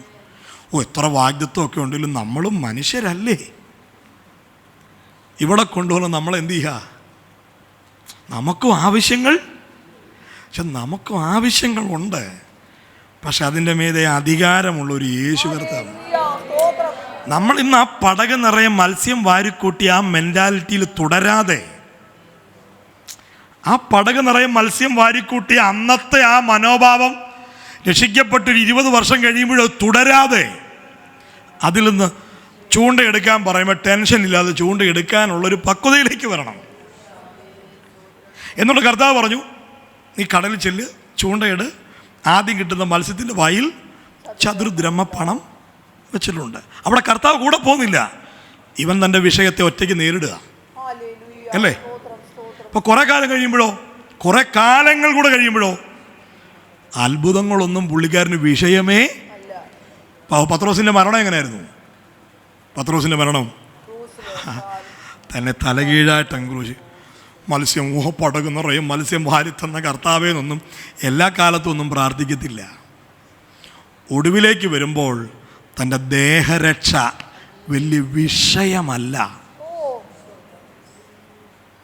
ആ കാറ്റഗറിയിലേക്ക് നമ്മൾ വളർത്തപ്പെടണം. അതാണ് ക്രിസ്തീയ ജീവിതം. അല്ലാതെ മരണം വരെ കരഞ്ഞു മേടിക്കുന്ന ആ സിസ്റ്റം ഉടയ്ക്കണം. ആമേൻ. യെശയ്യാപ്രവാചകന്റെ പുസ്തകത്തിൽ ഇങ്ങനെ പറയുന്നുണ്ട്, അവർ വിളിക്കുന്നതിന് 65:24 അവർ വിളിക്കുന്നതിന് മുമ്പേ ഞാൻ ഉത്തരമരുളും, അവർ സംസാരിച്ചു കൊണ്ടിരിക്കുമ്പോൾ തന്നെ ഞാൻ കേൾക്കും. നമ്മുടെ ദൈവം നമ്മൾ കൊടുത്ത ലിസ്റ്റിന് ശേഷമല്ല, നമ്മൾ കരയാൻ വന്നിരിക്കുന്നതിന് മുമ്പേ തന്നെ നമ്മളെക്കുറിച്ച് മുഴുവനായി അറിയുന്ന ദൈവമാണ്. നമ്മുടെ സംഭവം ഇതിന്ന് കണ്ണും മാറ്റണം അല്ലേ. നിങ്ങളുടെ ഒരു പ്രാർത്ഥനയിൽ പോലും ഒരു പരിധി കൂടുതൽ നമ്മുടെ വിഷയങ്ങൾ വെച്ച് താലോലിക്കരുത്. നമ്മുടെ പ്രശ്നങ്ങൾ എന്ത് ചെയ്യരുത്? താലോലിക്കരുത്. അതിൻ്റെ ആഴം, നമ്മൾ വൈകാരിക തലങ്ങൾ ഇളകി മറിയുന്ന ഓരോ മെതയുടെ പ്രാർത്ഥനയിൽ കർത്താവ് എന്നെ പഠിപ്പിച്ചൊരു ഭാഗമാണ് പ്രാർത്ഥനയുടെ പ്രധാനപ്പെട്ട മാതൃക. സമയം വളരെ വേഗം കടന്നു പോകുന്നു, ഞാൻ അതിലേക്ക് മടങ്ങി വരാം. പൗലോസ് പ്രാർത്ഥിച്ചു, ശൂലം മാറാൻ പ്രാർത്ഥിച്ചു. എത്ര വട്ടം പ്രാർത്ഥിച്ചു? 3 വട്ടം. തന്നെ അധികം ദണ്ഡിപ്പിച്ച ശൂലം മാറാൻ. അധികം ദണ്ഡിപ്പിച്ച ശൂലം എന്നൊക്കെ പറയുമ്പോൾ അതിന് ആഴമുണ്ട്, അതിന് വലിയ വിശാലത കിടപ്പുണ്ട്. ഗലാത്യലേഖനം 4-ാം അധ്യായം 13, 14, 15 വാക്യങ്ങളിൽ പൗലോസ് കടന്നുപോയ കഷ്ടങ്ങളുടെ വിശാലത അവിടെ കാണുന്നുണ്ട്. ഗലാത്യലേഖനം 4-ാം അധ്യായം 13, 14, 15 വന്നു എന്ന് നിങ്ങൾ അറിയുന്നുവല്ലോ. എൻ്റെ ശരീര സംബന്ധമായി നിങ്ങൾക്കുണ്ടായ പരീക്ഷ നിമിത്തം നിങ്ങൾ നിന്നെയോ വെറുപ്പോ കാണിക്കാതെ ദൈവദൂതനെ പോലെ ക്രിസ്തുയേശുവിനെ പോലെ എന്നെ കൈക്കൊള്ളുകയത്രേ ചെയ്തത്. നിങ്ങളുടെ ഭാഗ്യ പ്രശംസ എവിടെ? കഴിയുമെങ്കിൽ നിങ്ങളുടെ കണ്ണ് ചൂന്നെടുത്ത് എനിക്ക് തരുമായിരുന്നു എന്നതിന് ഞാൻ സാക്ഷി. അങ്ങനെ ഇരിക്കെ മതി 3 വാക്യങ്ങൾ. 13-ാമത്തെ വാക്യത്തിലേക്ക് നോക്കി. ഒരുപാട് വലിയ പ്രതിസന്ധികൾക്ക് പൗലോസ് കൊടുത്ത ചെറിയ പേര് ശരീരത്തിന്റെ ബലഹീനത. ഒരുപാട് വലിയ വിഷയങ്ങളെ താലോലിക്കാതെ, ശരീര സംബന്ധമായ പ്രശ്നങ്ങളെയോ ഭൗതിക ജീവിതത്തിൽ താൻ നേരിട്ട വിഷയങ്ങളെ താലോലിക്കാതെ ഒറ്റ വാക്ക് ബലഹീനത. സ്തോത്രം. നമ്മളോട് വലിയ വിഷയമായിട്ട് വരുന്നവരോട് കുഴപ്പമില്ല എന്ന് പറഞ്ഞു വയ്ക്കേ അല്ലേ. അച്ചാച്ച, ഞങ്ങളുടെ കുടുംബജീവിതത്തിലേക്കൊന്ന് പോകാം. അച്ചാച്ച തലവേദന അല്ലേ, അച്ചായ തലവേദന, നടുവിന് വേദന, വയറുവേദന. അപ്പോൾ അച്ചായന്മാർ പറയും, എടി അത് സാരമില്ല. അപ്പോൾ അവരുടെ ഡയലോഗാണ്, നിങ്ങൾക്കത് പറയാം, ഇതല്ലെന്നാണ് ഇവർ പറയുന്നത്. ഇതല്ല. അപ്പം കുഴപ്പമില്ല എന്ന് പറഞ്ഞ് നമുക്കെന്തോ കുഴപ്പമുണ്ടെന്നാണ് ഇവരുടെ ധാരണ. ഓക്കെ, വിഷമം കാരണം നമ്മളൊരു ഹോസ്പിറ്റലിൽ കൊണ്ടുവന്നപ്പോൾ ഡോക്ടർ പറഞ്ഞു സാരമില്ല, പ്രത്യേകിച്ചൊന്നും കാണുന്നില്ല. നമ്മൾ പറയും ആ ഡോക്ടർ ശരിയല്ല. ലാബിൽ ചെല്ലുന്നു, ബ്ലഡ് പരിശോധിക്കുന്നു, സ്കാനിങ് നടത്തുന്നു, റിപ്പോർട്ട് വന്നു, ഒന്നുമില്ല. അപ്പം പറയും ആ ലാബ് ശരിയല്ല. ഷുഗറൊക്കെ 2-3 ലാബിൽ നോക്കുന്ന വിദ്വാൻമാരെ നമുക്കറിയാം. നമ്മൾ വീട്ടിലൊരു മിഷൻ വെച്ചിട്ടുണ്ട് പ്രഷർ നോക്കുന്ന. അത് ചില വീടുകൾ ഇത് ശരിയല്ലെന്ന് പറഞ്ഞ് ലാബിലും കൂടെ പോയി ഒരെണ്ണം നോക്കുന്നവരുണ്ട്. കാരണം നമുക്കൊന്നും ഇല്ലെന്ന് കേൾക്കാനല്ല എന്തൊക്കെയോ. എവിടുന്ന് വന്നു എന്നറിയണം, ആരയച്ചു എന്നറിയണം, അതിൻ്റെ ആഴം എത്ര ഉണ്ടെന്നറിയണം, പത്തി എത്രത്തോളം വിടർത്തിയെന്ന്. ഇതൊക്കെ പറയുമ്പം പത്തി വിടർത്തി എന്നൊക്കെ കണ്ണുരുട്ടി പറയുന്നവന് 2000 സുവിശേഷം നേരെ ജോവിന് ദൈവവചനം പറയുന്ന 500. നിങ്ങൾ നോക്കിയിട്ടുണ്ടോ, ഈ സഭാ ശുശ്രൂഷ ചെയ്യുന്നവർക്ക് പൊതുവെ ഭത്സനയ്ക്ക് ഗാംഭീര്യം കുറവാണ്. കാരണം അവർക്ക് നമ്മുടെ സ്വഭാവമടക്കം എല്ലാം അറിയാം. പക്ഷെ കോയമ്പത്തൂരിൽ നിന്ന് വന്ന ഗസ്റ്റിന് നമ്മൾ ആരെന്നറിയത്തില്ല. അവൻ ശ്വാസിക്കുന്നു. നിങ്ങളെല്ലാം ശ്രദ്ധിച്ചു നോക്കിയാലോ, ഈ ഗസ്റ്റായിട്ട് വരുന്നവരുടെ ഭത്സനയ്ക്കൊരു ഗാംഭീര്യം കൂടുതലാണ്. ഈ ഡയനാട്ടൊക്കെ തെറിക്കും. സ്വത്രം. അപ്പം നമ്മൾ അവൻ്റെ ഭത്സനയുടെ കനത്തിലാണ് നമ്മൾ ഈ പൈസ ഇറക്കിക്കൊണ്ടിരിക്കുന്നത്. 3/4 മണിക്കൂർ അങ്ങോട്ട് പ്രാർത്ഥിച്ചിട്ട് പോരാട്ടം എന്നൊരു വാക്ക് പറയാത്തതുകൊണ്ട് എഴുന്നേറ്റ് പോകാൻ നേരം എന്നോട് പറഞ്ഞിട്ടുണ്ട്, ഞാൻ പോരാട്ടങ്ങളിലൊക്കെ നടുവിലാണെന്ന്. കർത്താവ് കൂടുണ്ടെന്ന് പറയുന്നതിനേക്കാളിൽ അവർക്ക് ഇഷ്ടം പോരാട്ടങ്ങളുടെ ഇടയിലാണെന്ന് കേൾക്കാനാ. ഇതൊന്നും മാറിയില്ലല്ലോ, ഉണ്ടെന്നൊക്കെ അറിയുന്ന ചിലർക്ക് ഭയങ്കര ആനന്ദമാണ്. ഒരുപാട് വലിയ രോഗങ്ങൾക്ക് പൗലോസ് കൊടുത്ത ചെറിയ പേര് ബലഹീനത നിമിത്തം. നിങ്ങൾ നിങ്ങളുടെ വിഷയങ്ങളെ താലോലിക്കരുത്. അതിൻ്റെ ഭയാനകത നിങ്ങൾ വർണ്ണിക്കരുത്. അതിൻ്റെ ആഴവും ഉയരവും ഒന്നും നമ്മൾ വർണ്ണിക്കണ്ട. കാലപ്പഴക്കമൊന്നും ഇവിടെ വിഷയമല്ല.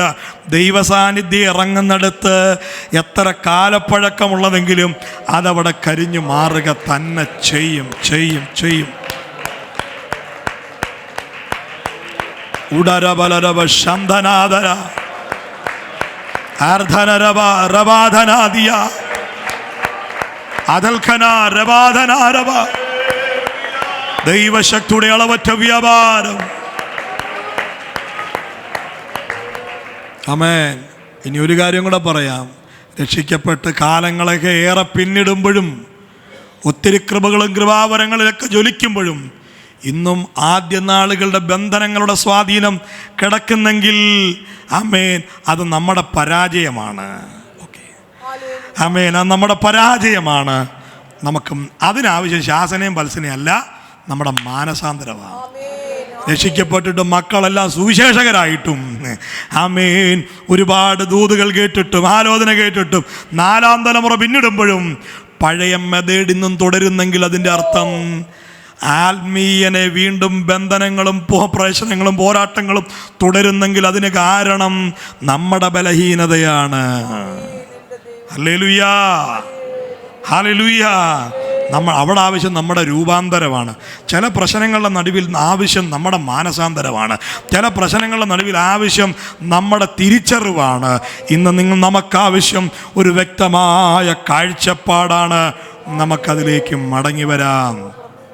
ഇനി ഈ ബലഹീനതയുടെ ആഴമാണ് 14ാമത്തെ വാക്യം. ഈ ബലഹീനതയുടെ ആഴമാണ് 14ാമത്തെ വാക്യം. എന്റെ ശരീര സംബന്ധമായി നിങ്ങൾക്കുണ്ടായ പരീക്ഷ നിമിത്തം. എന്റെ ശരീര സംബന്ധമായി നിങ്ങൾക്ക് പരീക്ഷയുണ്ടായെന്ന്. എന്റെ ശരീര സംബന്ധമായി നിങ്ങൾക്ക് പരീക്ഷയുണ്ടായപ്പോൾ നിങ്ങൾ എന്ത് ചെയ്തില്ല? നിന്നയോ വെറുപ്പോ കാണിച്ചില്ല. ദൈവദൂതനെ പോലെ ക്രിസ്തുയേശുവിനെ പോലെ കൈക്കൊള്ളി. നിങ്ങൾ ആ വാക്യത്തിലേക്ക് നോക്കിയേ. അതിൻ്റെ അർത്ഥം ഇത്രയേ ഉള്ളൂ. നിങ്ങൾക്ക് വെറുപ്പ് തോന്നുന്ന, നിങ്ങൾ എന്നെ നിന്ദിക്കുന്ന, നിങ്ങൾ എന്നെ മാറ്റി നിർത്തുന്ന ക്ഷീണങ്ങൾ എൻ്റെ ശരീരത്തിലുണ്ടായിട്ടുണ്ട്. എൻ്റെ ശരീരം സംബന്ധിച്ച് നിങ്ങൾ ബുദ്ധിമുട്ടിയിട്ടുണ്ട്. അത് ചായ കൊടുക്കുന്നതല്ല, അത് കിടക്കാൻ ഇടം കൊടുക്കുന്നതല്ല, ദൈവദാസനെ ശുശ്രൂഷിക്കുന്ന എന്താ ആമേൻ ഭക്ഷണം കൊടുക്കുന്നതിലോ വസ്ത്രം കൊടുക്കുന്നതിലോ അല്ല. ഇവിടെ പറഞ്ഞ പരീക്ഷ എൻ്റെ ശരീര സംബന്ധമായി നിങ്ങൾക്ക് പരീക്ഷയുണ്ടായപ്പോൾ നിങ്ങൾ വെറുത്തില്ല എന്ന് പറയുന്നതിനർത്ഥം നിങ്ങൾക്ക് ബുദ്ധിമുട്ടുണ്ടാകുന്ന ക്ലേശങ്ങൾ എൻ്റെ ശരീരത്തിൽ ഉണ്ടായിട്ടുണ്ട്. നിങ്ങൾ എന്നെ എൻ്റെ ശരീരം വരെ ശുശ്രൂഷിച്ചിട്ടുണ്ട്. ചരിത്രം പറയുന്ന ഒരു കണ്ണ് പഴുത്തൊഴുകുമായിരുന്നു എന്നാ. ഒരു കണ്ണ്, അതാ 15-ാമത്തെ വാക്യത്തിൽ പറയുന്നത്. വിശ്വാസികളെല്ലാം കൂടെ പറയാ കഴിയുമെങ്കിൽ ഞങ്ങളുടെ കണ്ണ് തരാം പാസ്റ്റർ. എനിക്ക് തരുമായിരുന്നു. വിശ്വാസികളെല്ലാവരും നന്നായിട്ടൊന്ന് കേൾക്കണം. വിശ്വാസി പാസ്റ്ററോട് പറയാം ഞങ്ങളുടെ കണ്ണ് ചൂന്നെടുത്ത് കണ്ണ് പഴുത്തൊഴുകുമായിരുന്നു. ചരിത്രം പറയുന്നത്. താൻ കടന്നു പോകുന്ന വഴി നമ്മളൊക്കെ വരുന്നിടത്ത് പെർഫ്യൂമിൻ്റെ മണമാണ് അല്ലേ? പക്ഷെ പൗലോസൊക്കെ വരുമ്പോൾ വ്രണത്തിൻ്റെ ദുർഗന്ധമാണ്. വ്രണത്തിൻ്റെ നിങ്ങളല്ലാതായി മാറി എൻ്റെ ശരീരത്തെ ശുശ്രൂഷിച്ചിട്ടുണ്ട്. അതാണ് പൗലോസ് പറഞ്ഞത്. സഹോദരം, നിങ്ങൾ എനിക്ക് വേണ്ടി ബുദ്ധിമുട്ട് സഹിച്ചിട്ടുണ്ട്. അതാണ് പൗലോസ് പറഞ്ഞത്. അത്രയും മറ്റൊരാൾക്ക് വെറുപ്പും അറപ്പും തോന്നുന്ന ക്ലേശങ്ങൾ തൻ്റെ ശരീരത്തിലുണ്ടായിരുന്നു. വിശ്വാസികളല്ലേ ഞങ്ങളുടെ കണ്ണ് ചൂന്നെടുത്ത്. പക്ഷെ ഇന്ന് നേരെ തിരിച്ചാ കേട്ടോ. ഇന്ന് നേരെ തിരിച്ചാ. തരം കിട്ടിയ ചൂന്നെടുക്കാൻ നടക്കുന്നവരാ. കാലമൊക്കെ മാറി ചൂന്നെടുക്കാൻ. സ്വതന്ത്രം ഞാൻ അതിലേക്ക് പോകുന്നില്ല, നമ്മുടെ വിഷയം അതല്ലാത്തതുകൊണ്ട്. എൻ്റെ കണ്ണ് ചൂടിനെടുത്ത് നിനക്ക് തരും. അപ്പം ഇത്രയേറെ പ്രശ്നങ്ങളുള്ള ഈ മനുഷ്യൻ. ഞാൻ വൈൻഡപ്പ് ചെയ്യാം. അതെന്താ 3 വട്ടം എന്നൊരു കണക്ക് പറയുന്നേ? അത് പറയാം. താനത് 3 വട്ടം പ്രാർത്ഥിച്ചു എന്ന് പറയുന്നതിനേക്കാൾ അല്പം ലളിതമായ വാക്ക് 3 വട്ടമേ പ്രാർത്ഥിച്ചുള്ളൂ എന്ന് നമുക്ക് സാധാരണ നിലയിൽ ചിന്തിക്കാം. തൻ്റെ ജഡസംബന്ധമായത്, തൻ്റെ ശരീര സംബന്ധമായത്, തൻ്റെ രോഗം, തൻ്റെ ക്ലേശം, പട്ടിണി, വൈദാഹം, കടലിലെ ആപത്ത്, കരയിലെ ആപത്ത്, വേലക്കിറങ്ങി ഇങ്ങോട്ട് മുഴുവൻ മികച്ച അനുഭവങ്ങളല്ലെന്നേ പ്രതികൂലങ്ങളിലൂടെ കടന്നു വന്നപ്പോൾ താനത് മാറാൻ 3 പ്രാർത്ഥിച്ചുള്ളൂ. കർത്താവേ ശൂലം ശൂലം മാറ്റി കർത്താവേ. കർത്താവ് പറഞ്ഞു ഇല്ല. ആമേൻ. ശൂലം മാറ്റാമോ? കർത്താവ് പറഞ്ഞു ഇല്ല. ആമേൻ.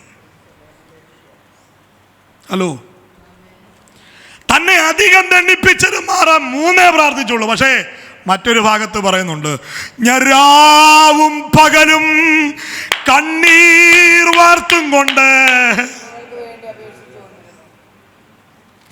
ഞാൻ രാവും പകലും കണ്ണുനീർ വാർത്തു. എന്തിനു വേണ്ടി?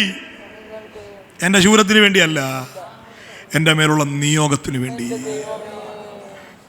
ഞാൻ രാവും പകലും കണ്ണീരൊഴുക്കിയത്, ഞാൻ പ്രസവവേദനപ്പെട്ടത്, ഞാൻ ഞെരുങ്ങിയത്, ഞാൻ ഞെരക്കം അനുഭവിച്ചത് എൻ്റെ ശൂലം മാറാനല്ല. അതെനിക്ക് ബോധ്യമുണ്ട്. എത്ര വട്ടേ പ്രാർത്ഥിച്ചുള്ളൂ എന്ന്? 3 വട്ടം.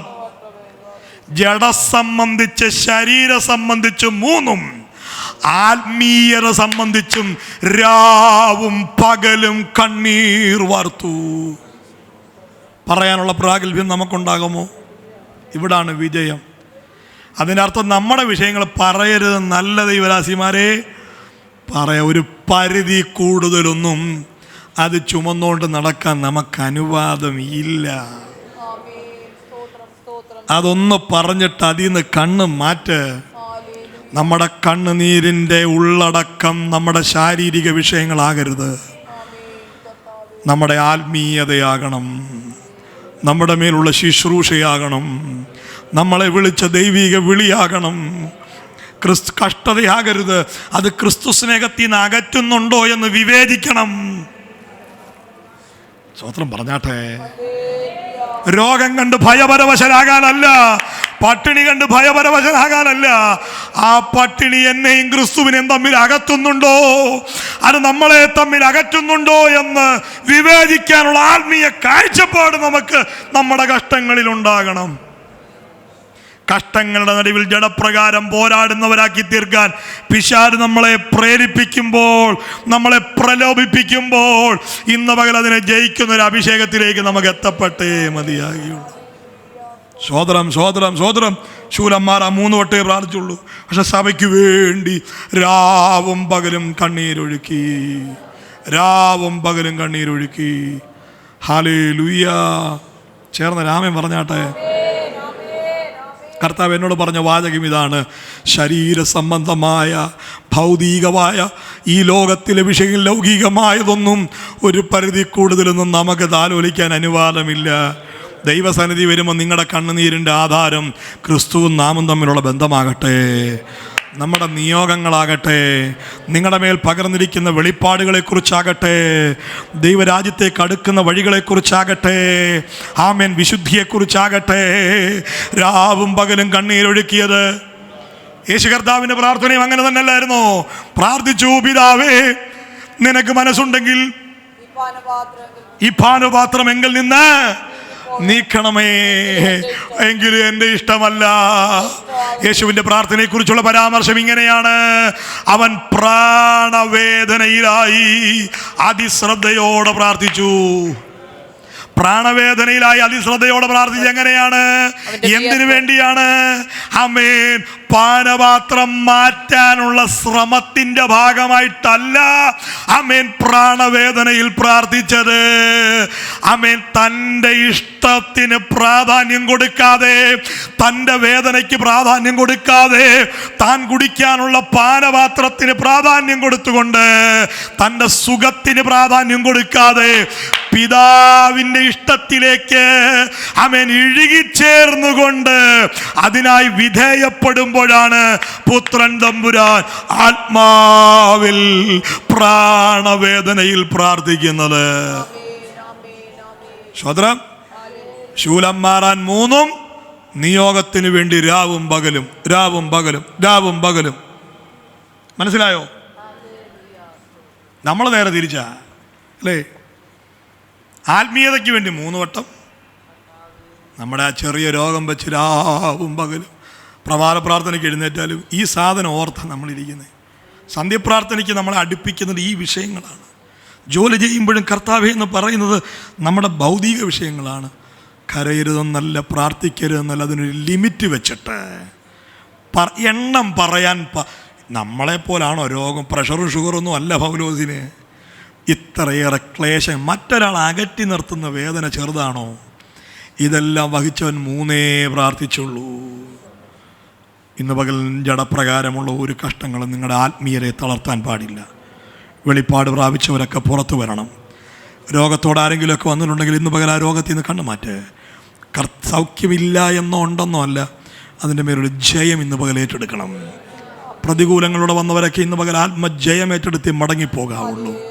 ഹല്ലേലൂയ. നമുക്ക് ഒരുമിച്ച് കർത്താവിൻ്റെ വചനത്തിന് മുമ്പിൽ ഏൽപ്പിക്കാം.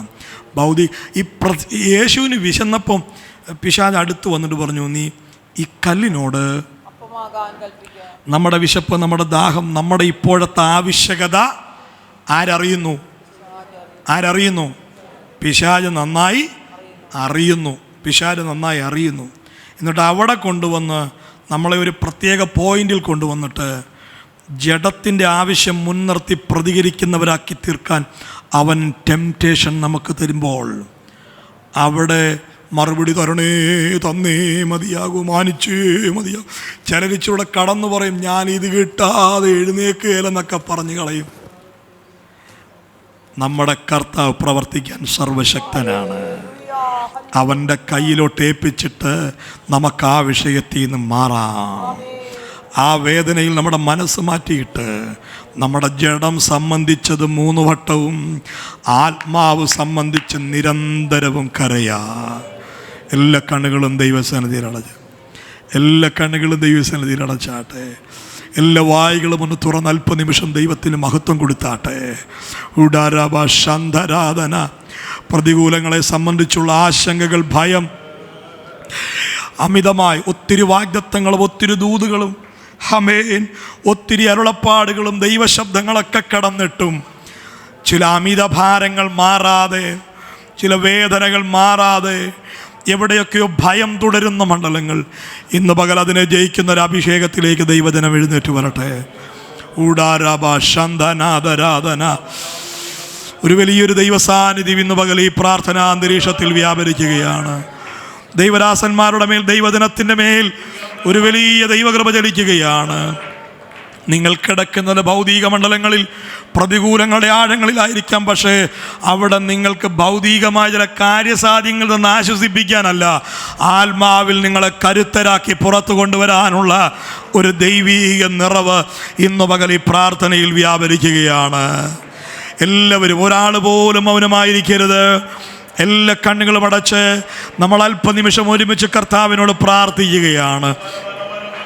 നമ്മുടെ ഏകാഗ്രത തെറ്റിച്ച് കളയുന്ന, ക്രിസ്തുവിനോടുള്ള നമ്മുടെ ഏകാഗ്രത തെറ്റിച്ച് കളയുന്ന ഈ ഭൗതിക തലങ്ങൾ, ആമേൻ, ഭൗതികതയെ ആയുധമാക്കുന്ന പിശാചിന്റെ ലക്ഷ്യങ്ങളെ ആത്മാവിൽ ജയിക്കുന്ന ഒരു ആത്മവളർച്ചയിലേക്ക് നമുക്കിന്ന് പകൽ കടന്നു വരും. ആദരങ്ങൾ തുറന്ന്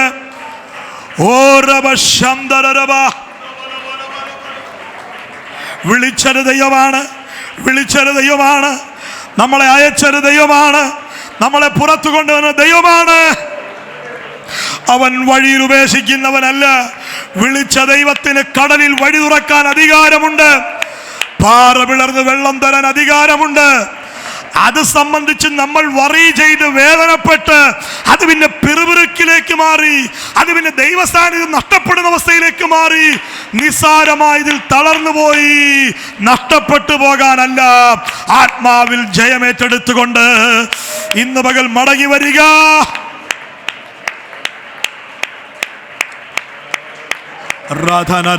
ഈ ലോകത്തിന്റെ മേൽ, കഷ്ടങ്ങളുടെ മേൽ ഒരാത്മജയം നൽകിക്കൊണ്ട് ബഹുമാന്യ ദൈവദാസന്മാരുടെ മേൽ, ദൈവജനത്തിന്റെ മേൽ, അഭിഷിക്ത കുടുംബങ്ങളുടെ മേൽ, പ്രിയപിതാക്കന്മാരുടെ മേൽ, തലമുറകളുടെ മേൽ പുതിരഭിഷേകത്തിന്റെ ചലനം.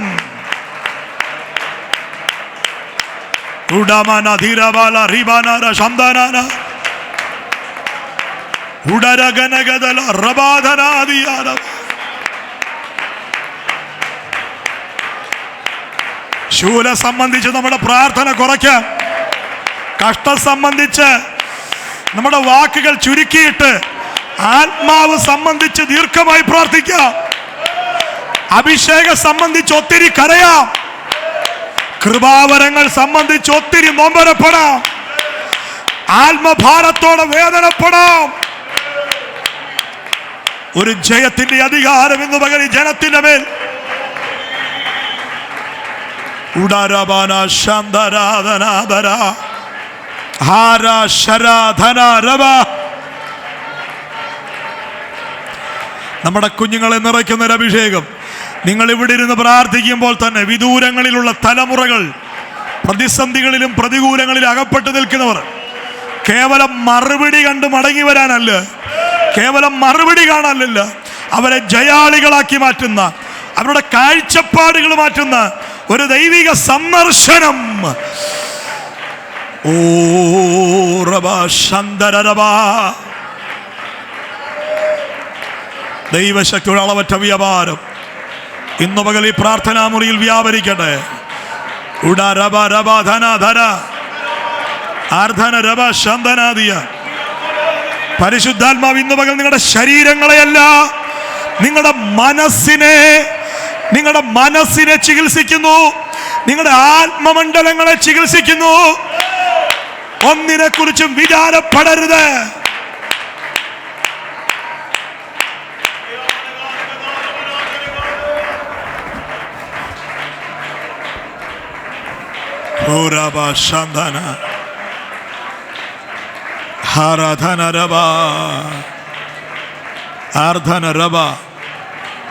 ആ രോഗങ്ങളിൽ നിന്ന് കണ്ണ് മാറ്റാം.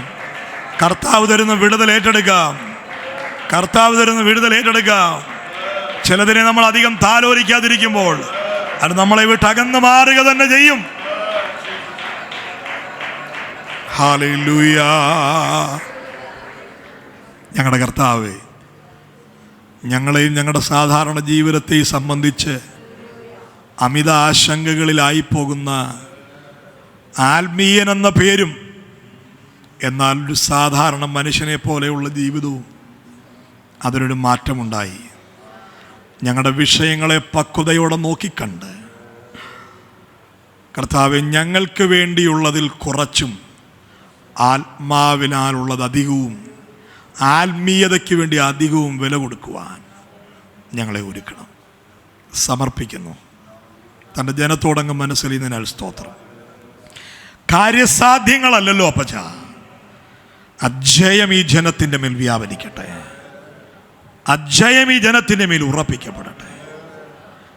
അനുഗ്രഹിച്ച് പ്രാർത്ഥിക്കും. ഒരാൾ പോലും വേദനയോടെ മടങ്ങാൻ സമ്മതിക്കാതെ അവർ വന്ന വേദനകൾ, കഷ്ടങ്ങൾ, പ്രതികൂലങ്ങളുടെ മേൽ ഒരു വലിയ ജയം വ്യാപരിക്കട്ടെ. ക്രിസ്തുവിൻ്റെ സ്നേഹത്താലുള്ള ജയം. അതിനായി ഞങ്ങൾ പ്രാർത്ഥിക്കുന്നു. യേശുവിൻ നാമത്തിൽ ഈ വചനങ്ങളാൽ ദൈവം എല്ലാവരെയും ധാരാളമായി അനുഗ്രഹിക്കട്ടെ.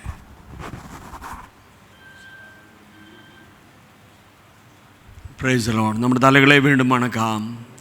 കേൾക്കപ്പെട്ട വചനത്തിന് മുൻപിൽ നമുക്ക് നമ്മെ തന്നെ സമർപ്പിക്കാം. ഒരാത്മീയ പണിയാണ് നമ്മിൽ ദൈവം ആഗ്രഹിക്കുന്നത്. ഭൗതികമായ വിഷയങ്ങൾ മുൻപേ അവൻ്റെ രാജ്യവും നീതി അന്വേഷിപ്പീൻ, അതോടെ നമുക്കിതെല്ലാം ലഭിക്കാനിടയാകും. ഒരാത്മീക പണിക്ക് വേണ്ടി ദൈവം നമ്മെ കണ്ടിരിക്കുകയാണ്. ആന്തരികമായ വിഷയങ്ങൾക്ക് വേണ്ടി വ്യാകുലപ്പെടുവാനാണ് ദൈവം ആഗ്രഹിക്കുന്നത്. ഹാലയിൽ ഇന്ന് പകൽക്കാലം കേൾക്കപ്പെട്ട ആ വചനത്തിൻ്റെ മുൻപിൽ നമുക്കെല്ലാവർക്കും നമ്മെ തന്നെ ഒരു നിമിഷം വീണ്ടും സമർപ്പിക്കാം. ഒന്നിനെക്കുറിച്ചും വിചാരപ്പെടരുത്. വിചാരപ്പെടേണ്ട അനേക കാര്യങ്ങൾ ഭൗതികമായി നമ്മുടെ മുൻപിൽ ഉണ്ടായിരിക്കാം. എന്നാൽ അതിനെ ഓർത്ത് വിചാരപ്പെടുവാനല്ല നാം ആയിരിക്കുന്ന ആത്മീയ അവസ്ഥ. ഹല്ലേലൂയ. നമ്മുടേതായ ആത്മീയ വിഷയങ്ങൾ, നമ്മുടെ ആത്മീകമായ സ്ഥിതി പണ്ടുള്ളതിലും ഇന്ന് എങ്ങനെയായിരിക്കുന്നു? ഹല്ലേലൂയ. ആ അനുഭവത്തെ ഓർത്ത് നമ്മൾ വ്യാകുലപ്പെടേണ്ടവരായി തീരുവാൻ. ഹല്ലേലൂയ. ഇന്ന് പകൽക്കാലം നമുക്കെല്ലാവർക്കും കേട്ട വചനത്തിൻ്റെ മുൻപിൽ നമുക്ക് നമ്മെ തന്നെ ഒരു നിമിഷം സമർപ്പിക്കാം. ഹല്ലേലൂയ. നമുക്കൊരു ജയം കർത്താവ് തരികയാണ്. ഹല്ലേലൂയ. ഭൗതിക വിഷയത്തിൽ ദൈവം അത് കണ്ടിട്ടുണ്ട്. എന്നാൽ അതല്ല, വിളിച്ചപേക്ഷിക്കുമ്പോൾ തന്നെ അതിന് മുൻപായി നമുക്ക് വേണ്ടി ഉത്തരമരുളുന്ന ഒരു ദൈവത്തിൻ്റെ കരുതൽ നമുക്ക് വേണ്ടി ഉണ്ട്. എന്നാൽ ഒരു നിത്യതയ്ക്ക് വേണ്ടി ദൈവം നമ്മെ വിളിച്ചിരിക്കുന്നുവെങ്കിൽ, ഒരാത്മീയ രാജ്യത്തിന് വേണ്ടി ദൈവം നമ്മെ കണ്ടിരിക്കുന്നുവെങ്കിൽ, ഹല്ലേലൂയ, ജഡപ്രകാരമുള്ള വിഷയങ്ങൾക്ക് വേണ്ടി അല്ല, ഹല്ലേലൂയ, ആത്മാവിനൊന്നാമത് പ്രാധാന്യം കൊടുക്കുവാൻ കേട്ട വചനത്തിന് മുൻപിൽ എല്ലാവരും ഒരു നിമിഷം സ്തോത്രം പറഞ്ഞാട്ട് മുൻപേ ആത്മാവ്, ഹല്ലേലൂയ, അവസാനമാണ് നമ്മുടെ ദേഹം. ഹല്ലേലൂയ. ഇന്ന് പകൽക്കാലം കേട്ട വചനത്തിന് മുൻപിൽ എല്ലാവരും ഒരു നിമിഷം സമർപ്പിക്കാം. ഹല്ലേലൂയ. സകലതും പ്രാർത്ഥനയാലും അപേക്ഷയാലും സ്തോത്രത്തോടെ ദൈവത്തോട് അറിയിക്കുക അത്രേ വേണ്ടത്. ഒരു വലിയ ആത്മീയ പണി ദിവസങ്ങളിൽ നമുക്ക് എല്ലാവർക്കും ആവശ്യമാണ്. ക്രിസ്തുയേശു മുഖാന്തരം ഇവയിലൊക്കെയും ജയം തരുന്ന ഒരു ദൈവമുണ്ട്. സാത്താൻ നമ്മെ തോൽപ്പിക്കുവാനിടയാകരുത്. ഹല്ലേലൂയ. ദൈവം നമ്മുടെ മേൽ ജയമയക്കുന്ന ദൈവമാണ്. ആത്മാവിൽ ഇവയൊക്കെയും മുഖേന ദൈവം നമുക്ക് ജയം തരുന്ന ദൈവമായിട്ട് ഹല്ലേലൂയ ഇന്ന് പകൽക്കാലം നമ്മോട് കൂടെയുണ്ട്. കേൾക്കപ്പെട്ട ഓരോ വചനത്തിന് മുൻപിലും എല്ലാവരും ഒരു നിമിഷം തങ്ങളെ തന്നെ സമർപ്പിച്ചാട്ട് കർത്താവേ, ഈ ദിവസങ്ങളിൽ അനിത്യതയ്ക്ക് വേണ്ടി ദൈവം ഞങ്ങളെ വിളിച്ചുവെങ്കിൽ ആ കാഴ്ചപ്പാടോടെ, ആദ്യ നാളുകളിലെ ആ ചിന്താഗതിയോടെ, ആത്മീയ അനുഭവത്തോടെ മുന്നോട്ട് പോകുവാൻ, അതിൽ വളരുവാൻ. ഹല്ലേലൂയ. ഭൗതികതയ്ക്ക് വേണ്ടി 3 വട്ടം പ്രാർത്ഥിച്ച പൗലോസ് എന്നാൽ രാപ്പകല് ആത്മീക വിഷയത്തിന് വേണ്ടി കണ്ണീരൊരുക്കി. ആ ഒരു അനുഭവം ഞങ്ങളുടെ ജീവിതത്തിൽ തരണമേ എന്ന് എല്ലാവരും ഒന്ന് ഹൃദയത്തിൽ ഏറ്റെടുത്തുകൊണ്ട് ആത്മാവിലൊന്ന് ഞരങ്ങി ദൈവത്തോട് സ്തോത്രം പറഞ്ഞാട്ട് ഉടമന ഹന്തുനാര ഭൗഷധനരികമന ഘടകസ്യ. ഹല്ലേലൂയ. കേൾക്കപ്പെട്ട വചനത്തിന് മുൻപിൽ എല്ലാവരും സമർപ്പിച്ചാട്ട് ഹല്ലേലൂയ. ദൈവം നമ്മെ പണിയുന്ന ദൈവമാണ്. നാം ഇറങ്ങി തിരിച്ചത് അതിനു വേണ്ടിയാണ്. അതിനുവേണ്ടി അനുദിനം ഒരുങ്ങുവാൻ ദൈവത്തിൻ്റെ കരങ്ങളിൽ നമുക്ക് നമ്മെ തന്നെ സമർപ്പിക്കാം, ദൈവകരങ്ങളിൽ ഏൽപ്പിക്കാം. നാം എല്ലാവരും പ്രാർത്ഥിച്ചുകൊണ്ടിരിക്കുമ്പോൾ കർത്താവിൻ്റെ ദാസൻ ഹല്ലേലൂയ നോബൽ എബനേസർ കർത്താവിൻ്റെ ദാസൻ ഇപ്പോൾ ശബ്ദമുയർത്തി പ്രാർത്ഥിക്കും. Praise God. ആമേൻ, ആമേൻ, ആമേൻ, ആമേൻ. നിങ്ങൾക്ക് ഒരുമിച്ച് ദൈവത്തെ സ്തുതിപ്പാൻ, മഹത്വപ്പെടുത്തവനെ ആരാധിപ്പാൻ ഇന്ന് പകൽക്കാലം ഞങ്ങളെ കൂട്ടിവരുത്തിയ ദൈവങ്ങൾക്കായി സ്തോത്രം. ഹല്ലേലൂയ. കർത്താവേ, ഞങ്ങളെ കേൾപ്പിച്ച നല്ല ദിവ്യാലുകൾക്കായി സ്തോത്രം ചെയ്തു. കർത്താവേ, ഹല്ലേലൂയ, ഞങ്ങളെ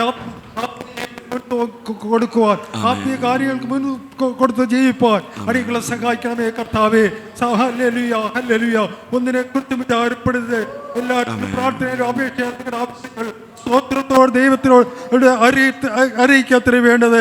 എന്നാൽ സകല ബുദ്ധിയും കഴിയുന്ന ദൈവസമാനം നിങ്ങളുടെ ഹൃദയങ്ങളെയും നിലവിളെയും ക്രിസ്തുവിൽ കാക്കും. ഹല്ലേലൂയ. അനുഗ്രഹിക്കപ്പെട്ട വചനം ഞങ്ങൾക്ക് തന്നതിനാൽ സ്തോത്രം. ഞങ്ങൾക്ക് സകലത്തിനെയും ജയം തരുന്ന ദൈവമേ, ഞങ്ങളേക്ക് സ്തുതിക്കുന്ന കർത്താവേ. ഹല്ലേലൂയ. ഞങ്ങളുടെ ഹല്ലേലൂയ ജഡീക വിഷയങ്ങളിൽ ഹല്ലേലൂയ, ഞങ്ങളുടെ ഹല്ലേലൂയ ശാരീരിക വിഷയങ്ങളിൽ ഞങ്ങൾ മുൻതൂക്കം കൊടുക്കാതെ ആത്മീയ വിഷയങ്ങൾ മുൻതൂക്കം കൊടുത്തുകൊണ്ട് കർത്താവിന് വേണ്ടി Hallelujah. Praise God. Amen. പ്രതികൂലങ്ങൾ, പ്രതിസന്ധികൾ അത് സുവിശേഷത്തിന്റെ ഹല്ലേലൂയ അഭിവൃദ്ധിക്ക് കാരണമായി തീരുവാൻ കർത്താവ് സഹായിക്കുന്നതിനാൽ സ്തോത്രം. ഹല്ലേലൂയ. ഞങ്ങൾ ഈ ദിവസങ്ങളിൽ ഞങ്ങളുടെ കൂട്ടു സൗരങ്ങളായി വ്യക്തികളായി കഷ്ടം അനുഭവിക്കുന്നവരെ ഓർത്ത് പ്രാർത്ഥിക്കുന്ന കർത്താവെ, അവരിൽ കൂടി ദൈവത്തിന്റെ പ്രവൃത്തികളെ കർത്താവ് വെളിപ്പെടുത്തുന്നതിനാൽ സ്തോത്രം. ഇന്ത്യയിലെ എല്ലാ സ്റ്റേറ്റിനെയും ഞങ്ങൾ കർത്താവിന്റെ കാര്യങ്ങൾ ഏൽപ്പിക്കുന്നു. കർത്താവെ, പല സ്റ്റേറ്റിലും സുവിശേഷത്തിന് വലിയ പ്രതികൂലങ്ങൾ, പ്രതിസന്ധികൾ ആയിരിക്കുന്നു കർത്താവെ. അവിടെ അതല്ല, അത് സുവിശേഷത്തിന്റെ വ്യാപ്തിക്ക് അല്ലെങ്കിൽ സുവിശേഷത്തിന്റെ അഭിവൃദ്ധി കാരണമായി തീരുവാൻ കർത്താവ് സഹായിക്കുന്ന കൃപയ്ക്കായി സ്തോത്രം. ഇന്ന് ഞങ്ങളെ കേൾപ്പിച്ച വചനത്തിനായി ഞങ്ങൾ കർത്താവിനെ സ്തുതിക്കുന്ന കർത്താവേ. ഹല്ലേലൂയ. അഭിഷേകത്തോട് നിർത്തിയല്ലോ ഞങ്ങളെ. അത് ഞങ്ങളുടെ ആത്മീയ മണ്ഡലത്തിൽ അത് ഒരു അനുഗ്രഹമായി തീരുവാൻ, ഒരു അഭിവൃദ്ധി പ്രാപിപ്പാൻ കർത്താവ് ഞങ്ങളെ സഹായിക്കുന്നതിനാൽ ഞങ്ങൾ കർത്താവിനെ സ്തുതിക്കുന്നേ പിതാവേ. ഹല്ലേലൂയ. അഭിഷിക്തനെ ഇനിയും അനുഗ്രഹത്തോട് നിർത്തണമേ. ദേവാസൻ പ്രതിദാനം ചെയ്യുന്ന ഒഡീഷ സ്റ്റേറ്റിനെ ദൈവങ്ങൾ ഏൽപ്പിച്ച് പ്രാർത്ഥിക്കുന്നു. ആ സ്റ്റേറ്റിലെ എല്ലാ പ്രവർത്തനങ്ങളെ കർത്താവ് അനുഗ്രഹിക്കണമേ. അവിടെ വലിയ പ്രവർത്തികൾ വെളിപ്പെടട്ടെ കർത്താവേ. ഹല്ലേലൂയ. പ്രതികൂലങ്ങളെ അനുകൂലമാക്കുന്നവൻ ഞങ്ങളോട് കൂടെ ഉള്ളതിനാൽ സ്തോത്രം. കാറ്റെ അടങ്ങുക, കടലെ ശാന്തമാകുന്ന കൽപ്പിച്ചവൻ ഞങ്ങൾക്ക് മുമ്പായി. ഹല്ലേലൂയ. ഞങ്ങളുടെ വിഷയങ്ങളെ പ്രാർത്ഥിക്കുന്നതിന് മുമ്പേ ഞങ്ങളുടെ വിഷയങ്ങൾ അറിയുന്ന ദൈവം ഞങ്ങൾക്ക് വേണ്ടി പ്രവർത്തിക്കുന്ന കൃപകൾക്കായി സ്തോത്രം. ഇന്ന് രാവിലെ സമയം ഞങ്ങളുടെ സഭയായി ദൈവകരയിൽ ഏൽപ്പിക്കുന്നു. ഇന്ന് കൂടി വന്ന ദൈവമക്കൾക്കായി സ്തോത്രം. ഇവിടെ വിവിധ വിഷയങ്ങൾ ഹല്ലേലൂയ, ഇവിടെ പാരമ്പര്യ വിഷയങ്ങളിൽ ദൈവത്തിന്റെ പ്രവൃത്തി വെളിപ്പെടുത്തുന്നതിനാൽ ഞങ്ങൾ കർത്താവിനെ സ്തുതിക്കുന്നു. കൃപയിൽ ഞങ്ങളെയൊക്കെ മറയ്ക്കും. ഞങ്ങളിപ്പോൾ സമാധാനത്തോടെ ഞങ്ങളുടെ ഭവനങ്ങളിലേക്ക് മടങ്ങിപ്പോകുന്നു. ദൈവസ്ഥാനത്ത് ഞങ്ങളോട് ഇരിക്കണമേ, ഞങ്ങളുടെ വഴിയാത്തിൽ ദൈവത്തിന്റെ കൃപ ഓടിരിക്കണമേ എന്ന് ഞങ്ങൾ പ്രാർത്ഥിക്കുന്നു. ഞങ്ങളുടെ അഭിഷിക്തന്മാർ രണ്ടുപേരെയും കുടുംബമായി ഓർത്തു പ്രാർത്ഥിക്കുന്നു. അവരെ സഹായിക്കും. പ്രാർത്ഥന കർത്താവ് കേട്ടതിനാൽ സ്തോത്രം. യേശു ക്രിസ്തുവിന്റെ തന്നെയുള്ള നാമത്തിൽ തന്നെ ആമേൻ. കർത്താവ് നമ്മുടെ പ്രാർത്ഥന കേട്ടതിനാൽ ദൈവത്തെ സ്തുതിക്കാം. സ്തോത്രം, സ്തോത്രം, സ്തോത്രം. ഇന്ന് വൈകിട്ടും കൃത്യം 7 മണിക്ക് പ്രാർത്ഥന ഇവിടെ പ്രാർത്ഥിച്ച് ആരംഭിക്കും. എല്ലാവരും കടന്നു വരണമെന്ന് പ്രത്യേകം ഓർമ്മിപ്പിക്കുന്നു. ദൈവം നമ്മെ സഹായിക്കട്ടെ.